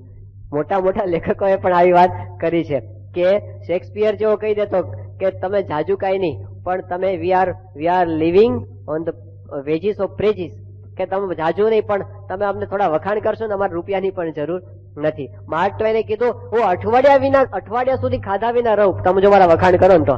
એટલો બધો સ્વાદ છે એની અંદર. લોકો માનના સ્વાદથી બધું કરી નાખતા હોય છે, પણ સત્પુરુષ એનાથી નિર્લેપ છે ને, આ બહુ જ મોટી વસ્તુ છે. એમને જોતું નથી માન, આપતા હોય ને એને પાછું ટાળી નાખે, પોતાની મહત્તા બહાર આવવા દે નહીં. સ્વામીશ્રીની જે સ્ટેટસ છે ને, જે લેવલ પર પોતે પહોંચ્યા છે, આટલા બધા મોટા સંપ્રદાયના ગુરુ છે, લાખો માણસો એમને માને છે, અને સત્પુરુષ તરીકે એસ્ટાબ્લિશ થયેલા છે પોતે, એ સ્થિતિ પર બેસીને સ્વામી જે રીતે વર્તે છે ને એ વિચારવા જેવું છે. ગરડામાં સ્વામી હતા અને એ વખતે દિવ્ય પ્રકાશ સ્વામી, આપણે સારંગપુરના સ્વામી, એની સાથે ગમત ઘણી વખત કરતા હોય છે. તો સ્વામી કે દિવ્ય પ્રકાશ સ્વામીને કે તું ક્યારે આમ ખેતરમાં ગયો તો ઢોરા બોરા બળદ હાંક્યો છે ત્યાં? એટલે એમને કે ના સ્વામી એવું તો કઈ નથી કર્યું, પણ હું તો છે ને પેલું ખેતરે ભાત દેવા માટે જતો હતો નાનો હતો ત્યારે. એટલે સ્વામી હસવા માંડે. સ્વામી કે હું એવી રીતે જતો કે હવે નાનો હતો ત્યારે ખેતર ભાત આપવા માટે. પછી સ્વામી કે તું ઢોરા ચારતો આવ્યો છે, હું ઢોરા ચારતો આવ્યો છું. આવું બોલાય? આ લેવલ પર પહોંચ્યા પછી બોલાય કે હું તો અનાદિ સુતપુરુષ છું? હા, એ બધા જ જાણે છે. હવે એ વખતે આવું કહેવાય? ત્યાં સ્વામી શ્રી બોચાસણમાં હતા 2001ની સાલમાં, અને એ વખતે આપણે એક હરિભગત છે અમરેલીના, એ સ્વામીશ્રી પાસે આવ્યા. રમેશભાઈ નું નામ હતું. એ પોતાના દીકરાને લઈને આવ્યા સ્વામી પાસે, અને એનું નામ હતું શશિકાંત. હવે છોકરો વિદ્યાનગર છાત્રાલયની અંદર ભણતો હતો, અને પછી બાપા પાસે આવીને એમણે વાત કરી કે સ્વામી આ શશિકાંત છે, હવે છાત્રાલયમાં મૂક્યો છે પણ એને ઘર બહુ યાદ આવે છે અને ત્યાં આગળ રહેવાતું નથી અને બહુ સાંભળે છે. તો આ વાત ચાલતી હતી, સ્વામી એને સમજાવવા માંડ્યા. સ્વામી કે જો નવું હોય ને ત્યારે એવું બધું થાય. હવે આટલું કે ત્યાં સુધી વાંધો નથી. સ્વામી કે હું છે ને હું નવો સાધુ થયો ને ત્યારે મને એવું થતું હતું, મને એ બધું યાદ આવતું હતું. પછી સ્વામી કે ધીમે ધીમે બધું ફાવી જાય. સ્વામી કે એને હોમ વીકનેસ કહેવાય. હોમ સિકનેસ આપણે બોલીએ છીએ ને, સ્વામી કે એને હોમ વીકનેસ કહેવાય. એટલે શરૂઆતમાં ઘર યાદ આવે, મને આવતું હતું, ધીમે ધીમે બધું પછી ફાવી જશે. આવું કોઈ બોલી શકે ખરા? ખોટું કોઈ બોલી શકે? તાકાત છે કોઈ નહીં. પણ સ્વામી એટલા નીચે આવી શકે છે ને, લેશ માત્ર એમને એવું નથી કે મારા ગુણ બતાવી દે, ઉલટાના ગુણ ઢાંકીને વર્તે. હોય ને દબાવી દે, કોઈ વખાણ કરતો તો ઢાંકી દે. 85ની સાલમાં સ્વામી શ્રી ત્યાં સુવર્ણ તુલામાં હતા, અને સ્વામી એવું ઐશ્વર્ય વાપર્યું. આખા લંડનમાં વરસાદ, અને એટલા ભાગમાં વરસાદ નહીં, જે સ્ટેડિયમ હતું ને એટલા ભાગમાં સ્વામી વરસાદનો રોગ હતો. બધા આમ અહોભાવથી જોતા હતા કે સ્વામી શું ઐશ્વર્ય વાપર્યું, આટલામાં એક્ઝેક્ટલી આટલામાં સ્વામીએ બાકી રાખ્યું. હવે પછી સ્વામીશ્રી જયારે ભારત આવ્યા, અને એ વખતે મુંબઈની અંદર સભા થઈ હતી, સ્વાગત સભા, અને એમાં બ્રહ્મવિહારી સ્વામી આ પ્રસંગ કહેતા હતા કે સ્વામીશ્રી એવું ઐશ્વર્ય વાપર્યું, આખા લંડનમાં વરસાદ ને વચ્ચે સમયાના ગ્રાઉન્ડ ઉપર એને એટલા ભાગમાં વરસાદ નહીં. એ બોલતા હતા ને સ્વામી વચ્ચે બોલ્યા. સ્વામી કે આ વાત કરે છે પરચાની, અને કે ત્યાં આગળ કઈ થયું નહીં. સ્વામી કે ભારતમાં વરસાદ નહોતો થતો, અને અમે આટલી બધી પ્રાર્થના કરી તો અહીં તો વરસાદ થયો નહીં, અને ત્યાંની વાત કરે અહીં તો ક્યાં પરચો થયો. હવે એમને હજી તો લોકોના અહોભાવ જાગે એ પેલા તો આમ પાણી ફેરી દીધું સ્વામીએ. સ્વામી કે જો અમારાથી ક્યાં કઈ પરચા થાય છે. આવી રીતે પોતે ઢાંકી દે, બહાર આવવા દે નહીં. અહીં સ્વામી 2001માં હતા ને, એ વખતે શાસ્ત્રીમાના શ્રાદ્ધનો ઉત્સવ હતો સારંગપુરમાં, અને બાપા પાસે 2003ની સાલમાં. અને પછી શ્રાદ્ધ ઉત્સવ વખતે સ્વામીશ્રી પાસે પેલું સંતોન દૂધપાક પીવડાવે ને, એ પછી સ્વામી જમવા બેઠા, અને સિદ્ધેશ્વર સ્વામી સામે હતા. તો બસ એને ઉમળકો આવી ગયો એકદમ. એટલે બાપાના તાલમાં એટલી નાની વાટકી હતી, એટલે લઈને એને બાપાને આપી કે લો પીવો. એટલે સ્વામીશ્રીએ વાટકી, સ્વામી કોઈ દાડો આટલું તો પીવે નહીં, વાટકી મોઢે અડાડે તો આશ્ચર્ય કહેવાય. એટલે બધા સંતો તો ખુશ થઈ ગયા, તાળીઓ પાડે, અને સ્વામી રીતસર આમ પીતા જાય. અને અડધી મિનિટ સુધી સ્વામી આમ ઘૂંટડા ઉતાર્યા ગળે. એટલે બધાને આમ ઓહો થયું, બાપા બહુ દૂધપાક છે મેન. બધા ખુશ હતા. વાત તો બધી ત્યાં આગળ પૂરી થઈ ગઈ. એ દિવસે ત્યાં આગળ પૂરો થઈ ગયો. બન્યું એવું કે અઠવાડિયા પછી મુંબઈથી આ પ્રસંગની પેલી ઓડિયો વિડીયો કેસેટ આવી, જે આપણી સંસ્થા પબ્લિશ કરે ને, એ વિડીયો કેસેટ. અને સ્વામી બાપાની હાજરીમાં જ બાપા જમતા હતા ને ત્યાં જ બતાવવામાં આવી વિડીયો કેસેટ. આ વિડીયો કેસેટમાં એંગલ એવો સેટ થઈ ગયો હતો ને કે રીતસર એવું દેખાતું હતું કે સ્વામીએ વાટકી છે ને ખાલી મોઢે અડાડી હતી, અને ખોટું મોઢું હલાવતા હતા, ખોટું હાવ ખોટું. અને બધા જોયું કે આ શું કરે છે સ્વામી, પીધો જ નથી જરાય નહીં, અને આમ બતાવ્યું ખાલી ઢોંગ જ કરો બતાવું. અને બધા કે સ્વામી આ શું કર્યું છે તમે? સ્વામી એકદમ શરમાયા કે કઈ બોલી શક્યા નહીં. પણ વિચાર કરીએ લોકો શું બતાવતા હોય છે, આમ જાજુ ભોગવીને નથી ભોગવતા એવું બતાવે. હા, પોતાના ગુણો, હું તો અનાસક્ત છું, હું તો વિરક્ત છું. સ્વામી પોતે ઊંધું બતાવે છે, એ ઊંધો દેખાવ કરે છે. આમ એમને પોતાને દંભ તો લેશ માત્ર નથી, પણ એનાથી ઊંધું જે કહેવાતું એ સ્વામીની અંદર છે કે પોતાના ગુણો પ્રકાશિત કરી દેવા, બધાને ઢાંકી દેવા, એવું એમના જીવનમાં ક્યારેય કોઈએ જોયું નથી. એક સરખું એક યોગી બાપા ધામમાં ગયા ત્યારે તો વાતાવરણ એવું હતું, ઘણા બધાને પ્રતીતિ નહોતી આવતી એ વખતે શરૂઆતના વખતમાં, છતાંય સ્વામીશ્રી ક્યારેય યોગી બાપાની દેશી કાઢી નથી. યોગી બાપા તો કે ધબ્બા મારતા, કાનમાં આંગળીઓ ફેરવતા, ચલો આપણે એવું કરવા માંડે લોકોને એવું લાગે યોગી બાપા જેવા છે. સ્વામી એવું ક્યારેય કર્યું નથી, ક્યારેય એમને એક્ટિંગ કરવાની કોશિશ કરી નથી. એ જેમ છે એમ એક તારું સાહજિકતાથી જે એમનું જીવન જાય છે ને, એ જ એમની મોટી વિશેષતા છે. કોઈ દિવસ દેખાવનો લેશ માત્ર ભાવ એમની અંદર ન દેખાય. 88ની સાલમાં સ્વામીશ્રી પરદેશ હતા, અને એ વખતે સ્વામીને કેડનો દુખાવો શરૂ થયો, અને બધો કાર્યક્રમ ગોઠવાઈ ગયો. તો સ્વામી શું કરે, રાતના બાપા આરામમાં જાય ને તો પેલી પલંગ ઉપર સુવું સ્વામીને ન ફાવે, એટલે નીચે રજાએ પાથરીને સ્વામી સૂતા હતા, એક સરખું સીધું આસન દે ને એટલા માટે. પણ બધાને ખબર ન પડે મને કેડનો દુખાવો થયો છે, અથવા મને તકલીફ છે એવી બધાને ખબર ન પડે એ માટે સેવકોને કડક સૂચનાથી કોઈને કહેવાનું નહીં. હવે બધા રાત્રે આરામમાં જાય ત્યારે દર્શન માટે બધા ઉભા હોય ને, તો દર્શન માટે જયારે ઉભા હોય ત્યારે સ્વામી કોના ઉપર છે? પલંગ ઉપર જ સોય બધાની હાજરીમાં. અને પછી રૂમના બારણા બંધ થાય ને એ વખતે સ્વામી ઉભા થઈને નીચે પ્રજાએ નખાવે અને નીચે હુઈ જાય. આપણે કેવું હોય છે કે આપણને સહાનુભૂતિ ગમે, હું બીમાર હોઉં તો લોકોને ખબર પડવી જોઈએ હું બીમાર છું, તો લોકોને કઈક કે આમ આપણા પ્રત્યે આમાં થાય કે આટલું બધું ભીડો સહન કરે છે. એમને એવું બતાવવું જ નથી, ઊંધું ઉલટાનું બહાર પ્રકાશિત થવા જ ન દીધું અને ઉલટાનું પોતે ભીડો સહન કર્યો. તો આ એમની રીત છે જે જગતથી તદ્દન ઊંધી રીત આપણને દેખાય. સારંગપુરમાં સ્વામીશ્રીએ પેલા સંડાસ બાથરૂમ સાફ કર્યા હતા. ક્યારે કર્યા હતા?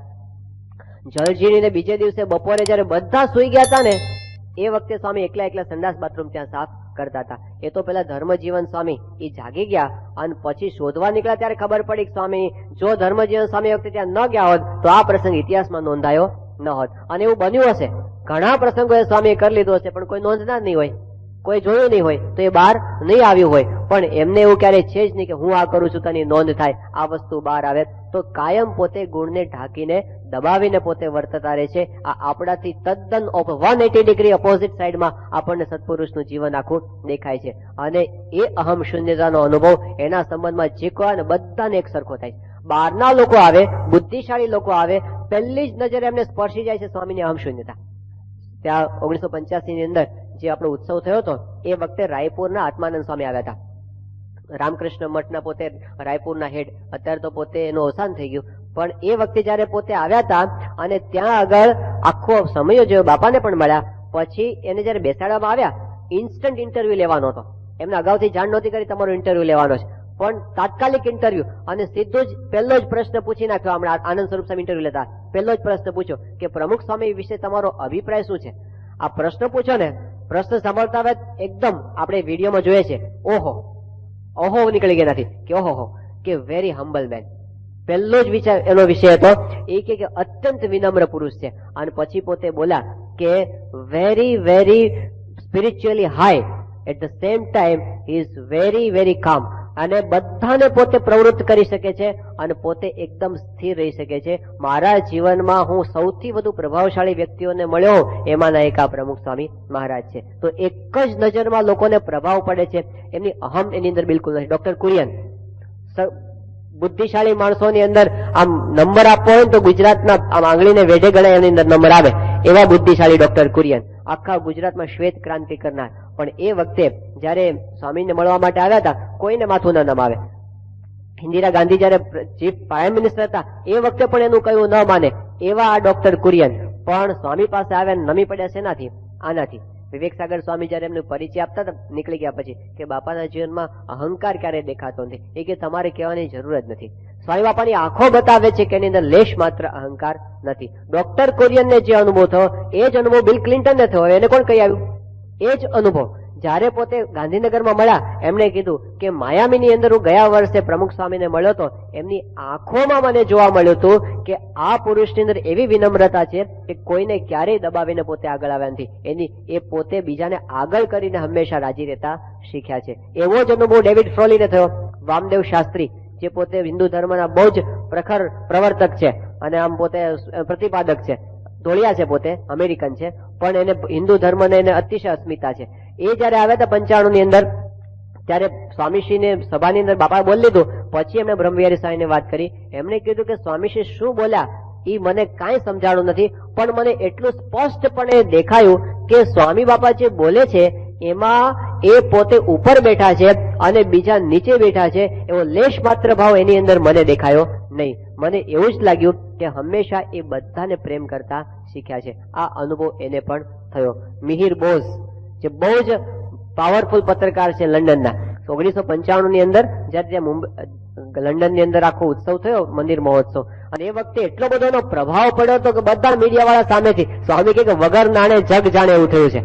બધા જ તૂટી પડ્યા તે વખતે મીડિયા વાળા. અને એમાં એક દિવસ સંતો પર ફોન આવ્યો આ પત્રકારનો. એને કીધું હું મિહિર બોઝ છું અને મારે ત્યાં આવું છે. મિહિર બોઝ નું નામ તો બધા વ્યવસ્થાપકો ટાઈટ થઈ ગયા. કારણ કે આ એવો માણસ છે ને પત્રકાર કેટલાક ઊંધી ખોપડી વાળા હોય છે, ખબર છે ને. એ બુદ્ધિશાળી તો હોય, એનો પ્રભાવ પણ હોય મીડિયાના ક્ષેત્રમાં, પણ એ પોતે કાયમ નેગેટિવ શોધીને મોટું કરવા શીખ્યા હોય. આવા કેટલાક હોય છે. એમાં આનો નંબર આવે. આગા ખાનની ઊંઘ એને હરામ કરી હતી, આ મિહિર બોઝ. અને સુભાષચંદ્ર બોઝના પોતે નજીકના સગામાં થાય કે ભત્રીજા કે એવા કઈક થાય, પણ એનું નામ ઇન્ટરનેશનલ લેવલ પર પ્રસિદ્ધ. એને વાત કરી કે હું આવું છું ત્યાં આગળ. એટલે સંતોએ કીધું તમે ક્યારે આવો છો? એ કે કઈ મારી સરભરા કરવાની જરૂર નથી, હું કોઈ પણ પ્રકારના ગાઈડ વગર મારી રીતે મંદિર જોઈ લઈશ. એટલે બધા વધારે ટાઈટ કે હવે આવો માણસ છે તો ખોતરવા જ ઉભો થયો હોય અને એ આવશે તો શું કરશે. એટલે બધા એ વખતે ચિંતા ની નડતા, વાંધો ભગવાનને જે કરવું એ થશે. અને એક વખત સવારના પોરમાં સ્વામી બાબાની પૂજા ચાલુ હતી ને ત્યાં આવી ગયો. પૂજા વખતે જ એને બધું જોઈ લીધું હતું પોતાની મેળે. અને પછી સંતો પાસે આવીને કે હું મિહિર બોઝ છું. એટલે બધા આમ આગા પાછા થવા મળ્યા. એ કેમ આવો પધારો બધા આસન બાસન. પછી કે મારે છે ને પ્રમુખ સ્વામીને મળવું છે. તો ક્યારે મળવાનું? હવે આ માણસ એવો હતો કે એને પોતે ઘણા ધર્મગુરુઓને મળેલો અને એને સ્વામીશ્રી વિશે જેટલું કઈ વાંચેલું સાંભળેલું એના પરથી એના મનમાં એવી છાપ હતી કે પ્રમુખ સ્વામી એટલે આમ ઇન્ટરનેશનલ લેવલ પર આટલા મોટા સાધુ છે, આટલા મંદિરો છે, લાખો ભક્તો છે જેના, તો આટલા મોટા ધર્મગુરુઓ તો કેટલા બધા પ્રોટોકોલ હોય. એની પાસે તો કેટલી આમ જવા માટેના બધા બધે દરવાજા વટાવવા પડતા હશે, કેવી રીતે એને મળાતું હશે, એવા જાત જાતના ખ્યાલ કે કેવો વટ પાડતા હશે, એવું બધું એના મનની અંદર હતું.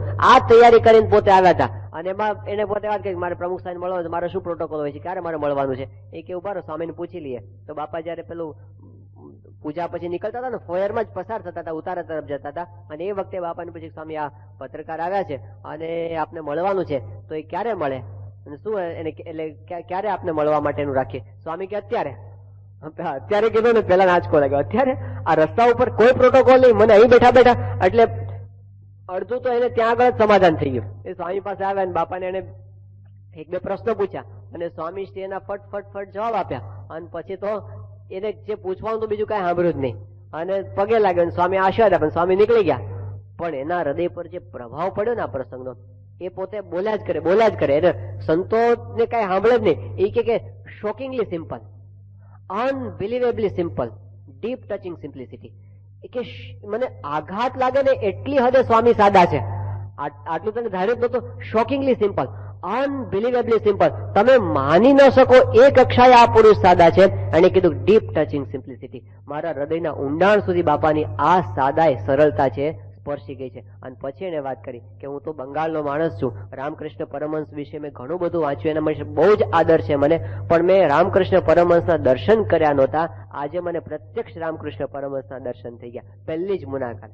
થોડીક સેકન્ડોની અંદર સ્વામીજી આટલી ઊંડી છાપ એના પર પડી. એ શેની છાપ હતી? અહમ શૂન્યતાની છાપ. તો લેશ માત્ર અહંકાર નથી, જે કોઈ આવે એના સંબંધની અંદર બધાને આ અનુભવ થાય છે. અને સન્માન આટલા બધા થાય છે એની એને અસર નથી. કેટલાક લોકો કહે છે પ્રમુખ સ્વામીની આટલી જન્મ જયંતિ ઉજવો છો અને આટલું બધું તમે એને માન આપો છો, હવે આટલું બધું માણસને ન આપવાનું હોય, આવું બધા કેટલાક કહેતા હોય છે. પણ સન્માન કોને આપવાનું હોય? ન હોય માન જેના અંતરમાં, એને ગમે એટલા સન્માન આપો ને તો ઓછા છે. એને નથી, આ સન્માનની એને અસર જ નથી. તમે એને ગમે તેટલું આપો નહીં, એના હૃદયને અડતું જ નથી આ બધું. એ તો બધું આપણને હોય છે, થોડું બોલે ફૂલાઈ જઈએ અને થોડું બોલે કરમાઈ જઈએ. એ તો ભગવાનની અંદર એટલા અલમસ્ત છે, તમે એને ગમે એટલું કરો. ત્યાં આગળ 1996 સાલમાં સ્વામીશ્રી અમેરિકા હતા અને રેડિયો સિટી હોલની અંદર, જે ન્યુયોર્કનો સારામાં સારો હોલ કહેવાય, આમ આંતરરાષ્ટ્રીય કક્ષાએ એની નામના છે, એ હોલમાં સ્વામીશ્રીનું સન્માન હતું, ભવ્ય સન્માન.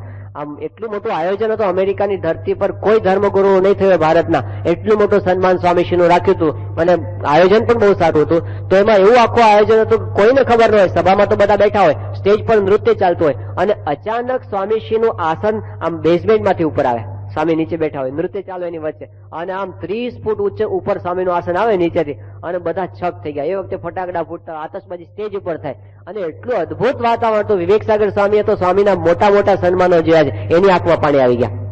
આટલું અદભુત સન્માન હતું. હવે એ સન્માનની આખી સભા જયારે પૂરી થઈ ને, બધા અહો ભાવની અંદર હતા. અને સ્વામી જયારે પોતે ત્યાંથી બહાર નીકળતા હતા ને લિફ્ટની અંદર, આનંદ સ્વરૂપ સ્વામી ત્યાં ઉભા હતા, એ પ્રસંગના સાક્ષી. એ કે સ્વામીશ્રીના ચહેરા પર જે ભાવ હતા ને, કેવા હતા કે કોઈ અબજોપતિ માણસ હોય, અબજોપતિ, અને એની પાસે કોઈ 100 રૂપિયાની નોટ રાખે અને એને કેટલો આમ અહોભાવ થાય, કેટલો 100 રૂપિયાની નોટ કોઈ આપે ને તો કેટલો અહોભાવ થાય.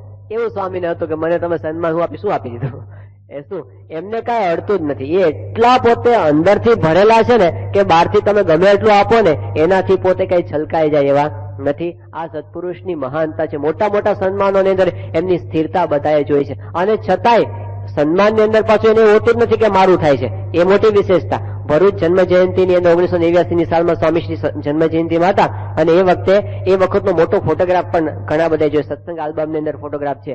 તો 40,000 માણસોની સભા એ વખતે તો બહુ મોટી કહેવાય અને એમાં સ્વામી બેઠા છે. સ્વામીશ્રીના ગુણગાન ગવાય છે ચારે બાજુ અને ત્યાં બેઠા સ્વામી કઈ રીતે બેઠા છે ખબર છે? સ્વામીના શરીર પર ગાતર્યું જ નથી. સ્વામી પત્ર લેખનમાં એટલા ઊંડા ઉતરી ગયા છે જાણે કોઈ છે જ નહીં. પોતે એકલા જ બેઠા છે અને રૂમમાં બેઠા બેઠા પત્ર લેખન કરે છે. તમે ગમે એટલા એના સન્માન કરો એને પોતાના કામની અંદર જ પોતે લીન દેતા હોય છે. ત્યાં 1982 ની અંદર સ્વામીશ્રી લંડન પધાર્યા હતા અને પહેલી વખત એટલું મોટું સન્માન હતું કે રોલ્સ રોય ગાડી છેક પ્લેન સુધી આવી હતી સ્વામીશ્રી લેવા માટે.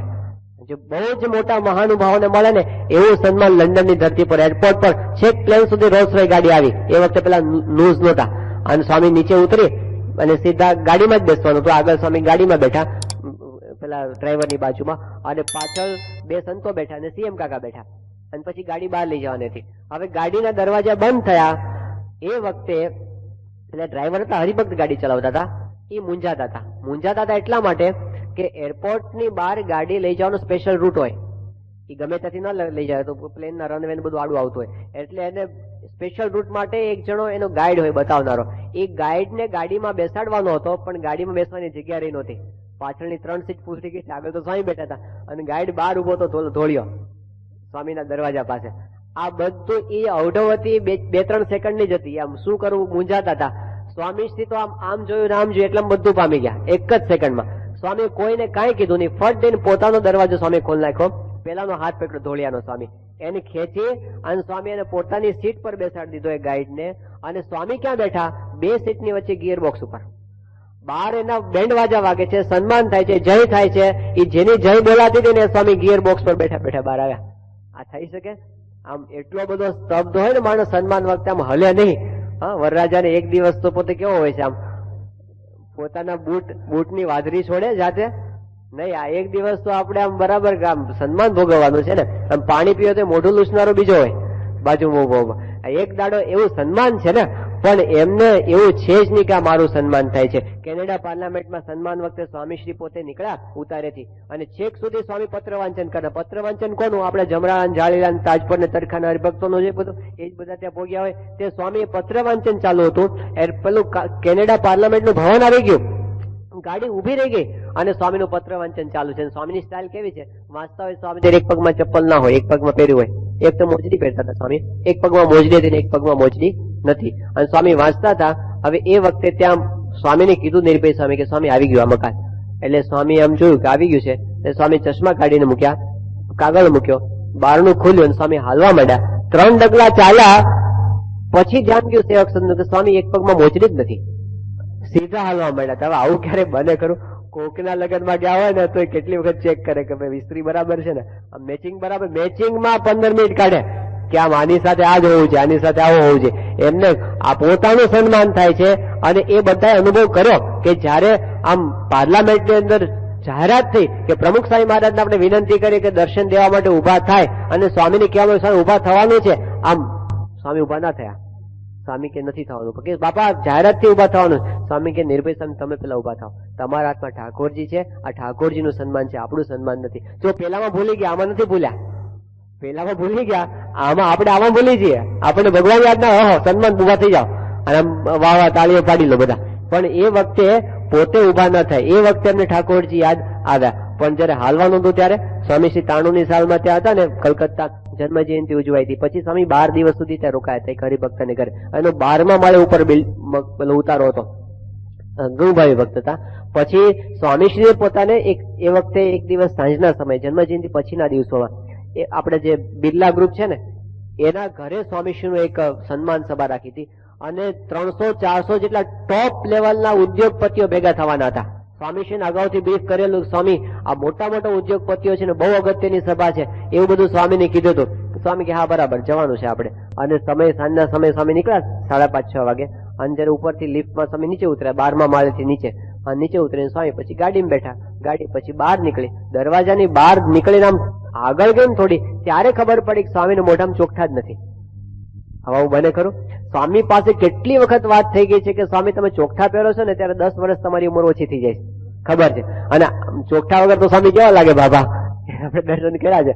કેવા લાગતા હોય છે. તો ચોખ્ઠા શોભા છે, પણ આટલા મોટા મહાનુભાવોની સભામાં સ્વામી એકવાર અરીસામાં જોયે તો ખરા કે બધું બરાબર છે કે નહીં? નથી જોયું એમને ચોખ્ઠા યાદ જ નથી આવ્યા. તો પોતાના દેહનું ભાન નથી. લોકો મારા વખાણ કરશે, લોકો મને જુએ છે, એ ભાવ જ એમના હૃદયની અંદર નથી. પોતે નિરંતર ભગવાનની અંદર લીન રહેતા હોય છે. આ એમની અહમ શૂન્યતા છે. અને જે એના માટે મુક્તાનંદ સ્વામીએ કીધું કે હું ટળે હરી ઢુકડા તે ટળાય દાસે રે. 90ની સાલમાં અહીં આગળ આપણે જે જન્મ જયંતિ થઈ હતી એ વખતે ભારતના ટોપ લેવલના પત્રકાર પેલા ફોટોગ્રાફર રઘુરાય આવ્યા હતા. અને સ્વામીશ્રી જયારે સ્ટેજ પર આવ્યા, હવે એ સભાની અંદર પોતે ફોટોગ્રાફ લેવામાં પડ્યા હતા, અને એમાં એને એક વસ્તુ માર્ક કરી. એ તો આખી દુનિયામાં ફરેલો માણસ છે અને ભારતના બધા જ મહાત્માઓના સંપર્કમાં પોતે આવેલો છે. પણ સ્વામીમાં વિશેષતા શું જોઈએ ને? સ્વામી પોતે સભામાં પત્ર લેખન કરતા હતા. સ્વામીશ્રીના આશીર્વાદની જાહેરાત થઈ, હજારો માણસો સ્વામીશ્રીના આશીર્વાદની રાહ જુએ છે અને સ્વામી પાસે માઇક ગોઠવાય છે ત્યાં સુધી સ્વામીનું પત્ર લેખન ચાલુ છે. જેવું પત્ર લેખન પૂરું કર્યું, સ્વામી ચશ્મા ઉતારીને સજાન સ્વામી મહારાજની જય કરીને ચાલુ કર્યું. એને કીધું આટલા સહજ વક્તા મેં ક્યાંય જોયા નથી. લોકોને હોય છે પ્રભાવ પાડી દઈએ, આમ આવી તૈયારી કરીને જઈએ, બધાને આવું બતાવી દઈએ, અને આટલા લોકો સાંભળવા બેઠા. એમને પોતાને એવું છે જ નહીં. રૂમમાં 2 માણસને બેઠા વાત કરતા હોય ને એવી રીતે હજારો માણસોની વચ્ચે પણ એટલા જ છે. કારણ કે એમને એની મહત્તા નથી. એ અહમ શૂન્ય પુરુષ છે. તો એમને જેટલા હૃદયના સન્માન આપે એટલું ઓછું છે. લોકોએ કેવું સન્માન કર્યું છે. 88ની સાલમાં સ્વામીશ્રી જયારે લંડન ગયા હતા ને એ વખતે ત્યાં કીથ વાઝ હાજર હતા, ત્યાંના પાર્લામેન્ટના સભ્ય. એમણે પોતે વાત કરી હતી કે સ્વામીને કેવું સન્માન મળે છે, હૃદયનું સન્માન, એની વાત કરી. એ કે આ સ્વામી આ સભામાં બેઠા છે અને તમે બેઠા હું જોઉં છું અહીં આગળ કે હું જયારે કાઉન્સિલની પહેલી ચૂંટણી જીત્યો એ વખતે મને જેટલો આનંદ હતો ને એના કરતા વધારે આનંદ આ એક વ્યક્તિના ચહેરા પર મને દેખાય છે, ખાલી સ્વામીના દર્શનથી. સ્વામી આમ એક લટકો કરે ને આખી સભામાં આનંદનું મોજું પરસરી વળે. જોયું ને આપણે આ વખતે સ્વામી આવ્યા ફૂલદલમાં અને સ્વામી આમ હાથ ઊંચો કરે ને ત્યાં તો સભામાં આખું ચૈતન્ય આવી ગયું, આમ કરંટ આવી ગયો હોય ને એવું આખું વાતાવરણ થઈ ગયું. એમની એક દ્રષ્ટિ માટે લોકો તલસતા હોય, બાપાની એક નજર પડી જાય, એક સ્માઇલ મળી જાય, બસ સ્વામી એક વખત આપણો હાથ પકડી લે, એક વખત એમનો હાથ માથે પડી જાય. આટલું બધું લોકો એના હૃદયથી ચાહતા હોય. શહેનશાહે આલમ એસા હો જો સબકે દિલ પર રાજ કરે. લોકોના હૃદય પર રાજ કરે છે અને છતાં પણ લેશ માત્ર અહમ ભાવ એના હૃદયની અંદર નથી ને, એ એમની સૌથી મોટી વિશેષતા છે. તો આ સત્પુરુષનું સાધુપણું છે. એ સાધુતા છે ને એના લીધે એ દુનિયાથી બધાથી જુદા છે. તેમના પરિચયની અંદર આપણે પહેલી વસ્તુ જોઈ, પ્રમુખ સ્વામી શું છે? પ્રમુખ સ્વામી સાધુ છે. બસ સાધુ છે એટલું સમજાઈ જાય તો પણ. અને મોટો ફાયદો શું છે? જેમ જેમ એમનું સાધુપણું આપણે વિચારતા જઈએ ને, શ્રીજી મહારાજના આશીર્વાદ છે, એમ એ સાધુપણું આપણી અંદર આવતું જાય. આ સ્પિરિચ્યુઅલ ટેકનોલોજી છે. જેમ જેમ એને નિષ્કામી જાણીએ ને આપણે નિષ્કામી થતા જઈએ, નિર્માની જાણીએ એમ આપણે નિર્માની થતા જઈએ. આ મહારાજના આશીર્વાદ છે. તો મહારાજના ચરણોમાં પ્રાર્થના કરીએ કે ગુરુહરિના જીવનની અંદર જે સાધુતા છે એને આપણે સમજી શકીએ. શ્રી સ્વામિનારાયણ ભગવાનની